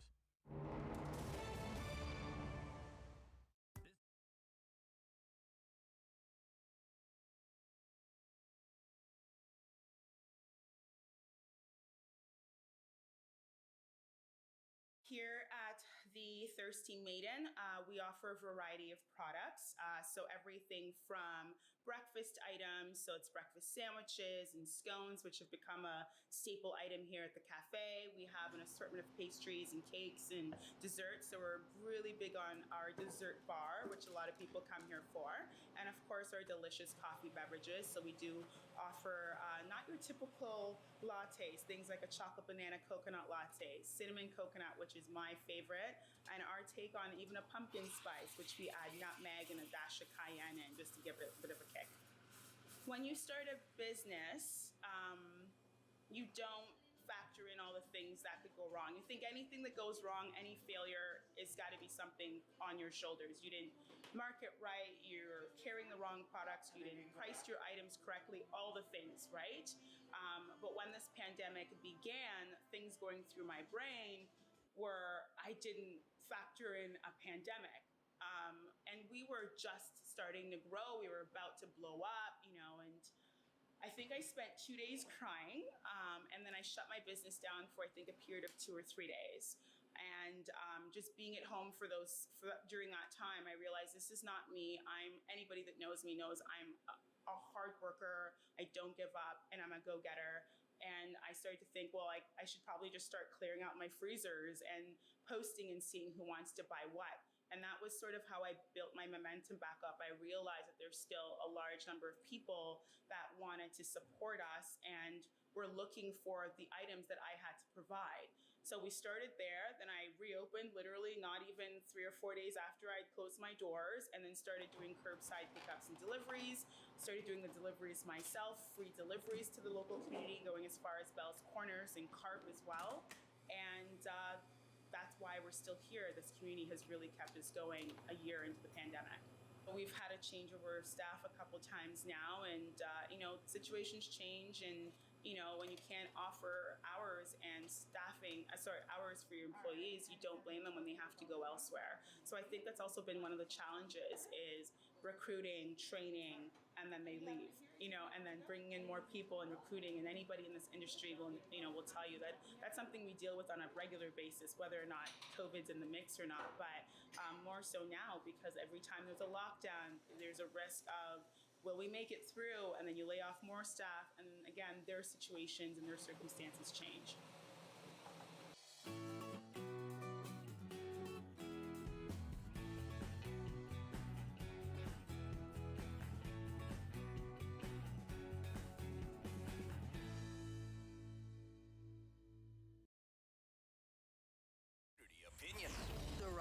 Show returns on Rogers TV and City News. 1011 FM and 1310 AM. So look, I guess all of these ads that we're playing today, Queen's Park Weekend Review with Progressive Conservative MPP Dave Smith, New Democrat MPP Gilles Bisson, John Fraser, Ottawa South, Liberal MPP, they're all value added, okay? That's what we call little value added. But this one is a message. It's a very upbeat message. It's filled with hope and optimism for the future. Doug Ford, Mr. Yes. Doug Ford, Premier of Ontario. I hear it all the time. Politicians are famous for finding reasons to say no. That's not me. I'm Doug Ford, leader of the Ontario PCs, and we're the party saying yes. Yes to more opportunity, bringing more workers into skilled trades. Yes to building highways you can drive on so you don't sit in gridlock. Yes to building homes more families can afford. We're the only party looking to the future, and we're ready to build. Authorized by the CFO for the Ontario PC Party. For the people. Okay. John Fraser, Doug Ford, the man who says yes. What do you say to that? Well, I've just heard him say no so many times it makes me kind of laugh.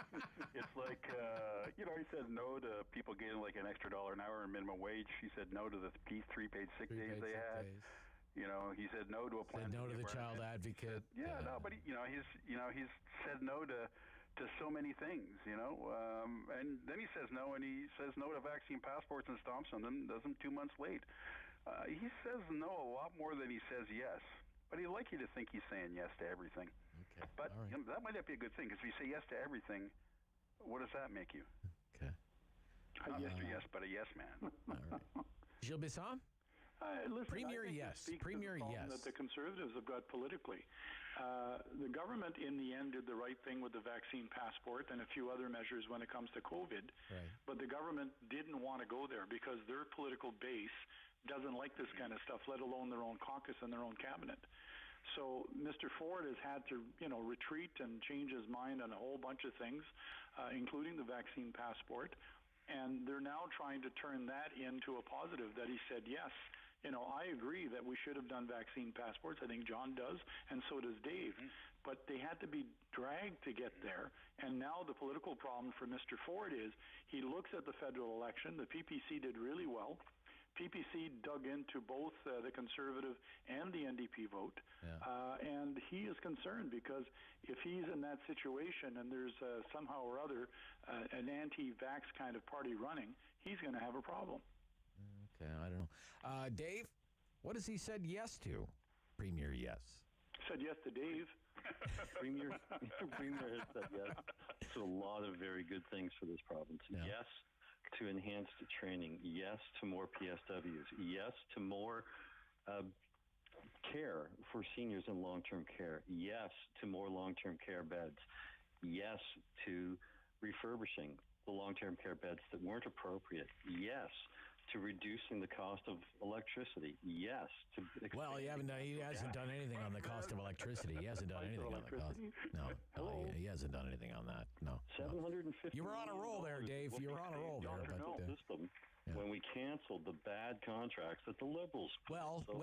Yes, that was a good move. That was a good move. But on the actual bills themselves, whatever people are saving on their bills, they're paying on their taxes now. It's basically you've taken it, instead of getting it out of one pocket, they're taking it out of the other. So, look, we only have 30 seconds left. It's been a difficult 2021, even after a difficult 2020. And Gilles and John have been through the whole year and a half on this panel. Dave, we're happy when you join us as well. We disagree on all kinds of things and we argue and we bicker, but it's all just a battle of ideas. Yeah. Yep. In the end, I just want to say thank you for everything you do on behalf of your constituents and all the hard work and all the questions that you've had to field and all the help that you have provided to your residents in your communities over these last difficult year and a half or so. And have a happy Thanksgiving with your families. Happy Thanksgiving. We will. Okay. Thank you again. Thanks, bro. Yep. John Fraser, Ottawa MPP Gilles Bisson-Timmins, New Democrat, and in Peterborough today, Progressive Conservative MPP Dave Smith. That's the Rob Snow Show. Happy Thanksgiving, everybody. We'll be back on Tuesday at 9 o'clock here on City News. The Rob Snow Show. Weekdays 9 to noon on Rogers TV and City News. 101.1 FM and 1310 AM. Number one for local news in Ottawa and the Valley. This hour of the Rob Snow.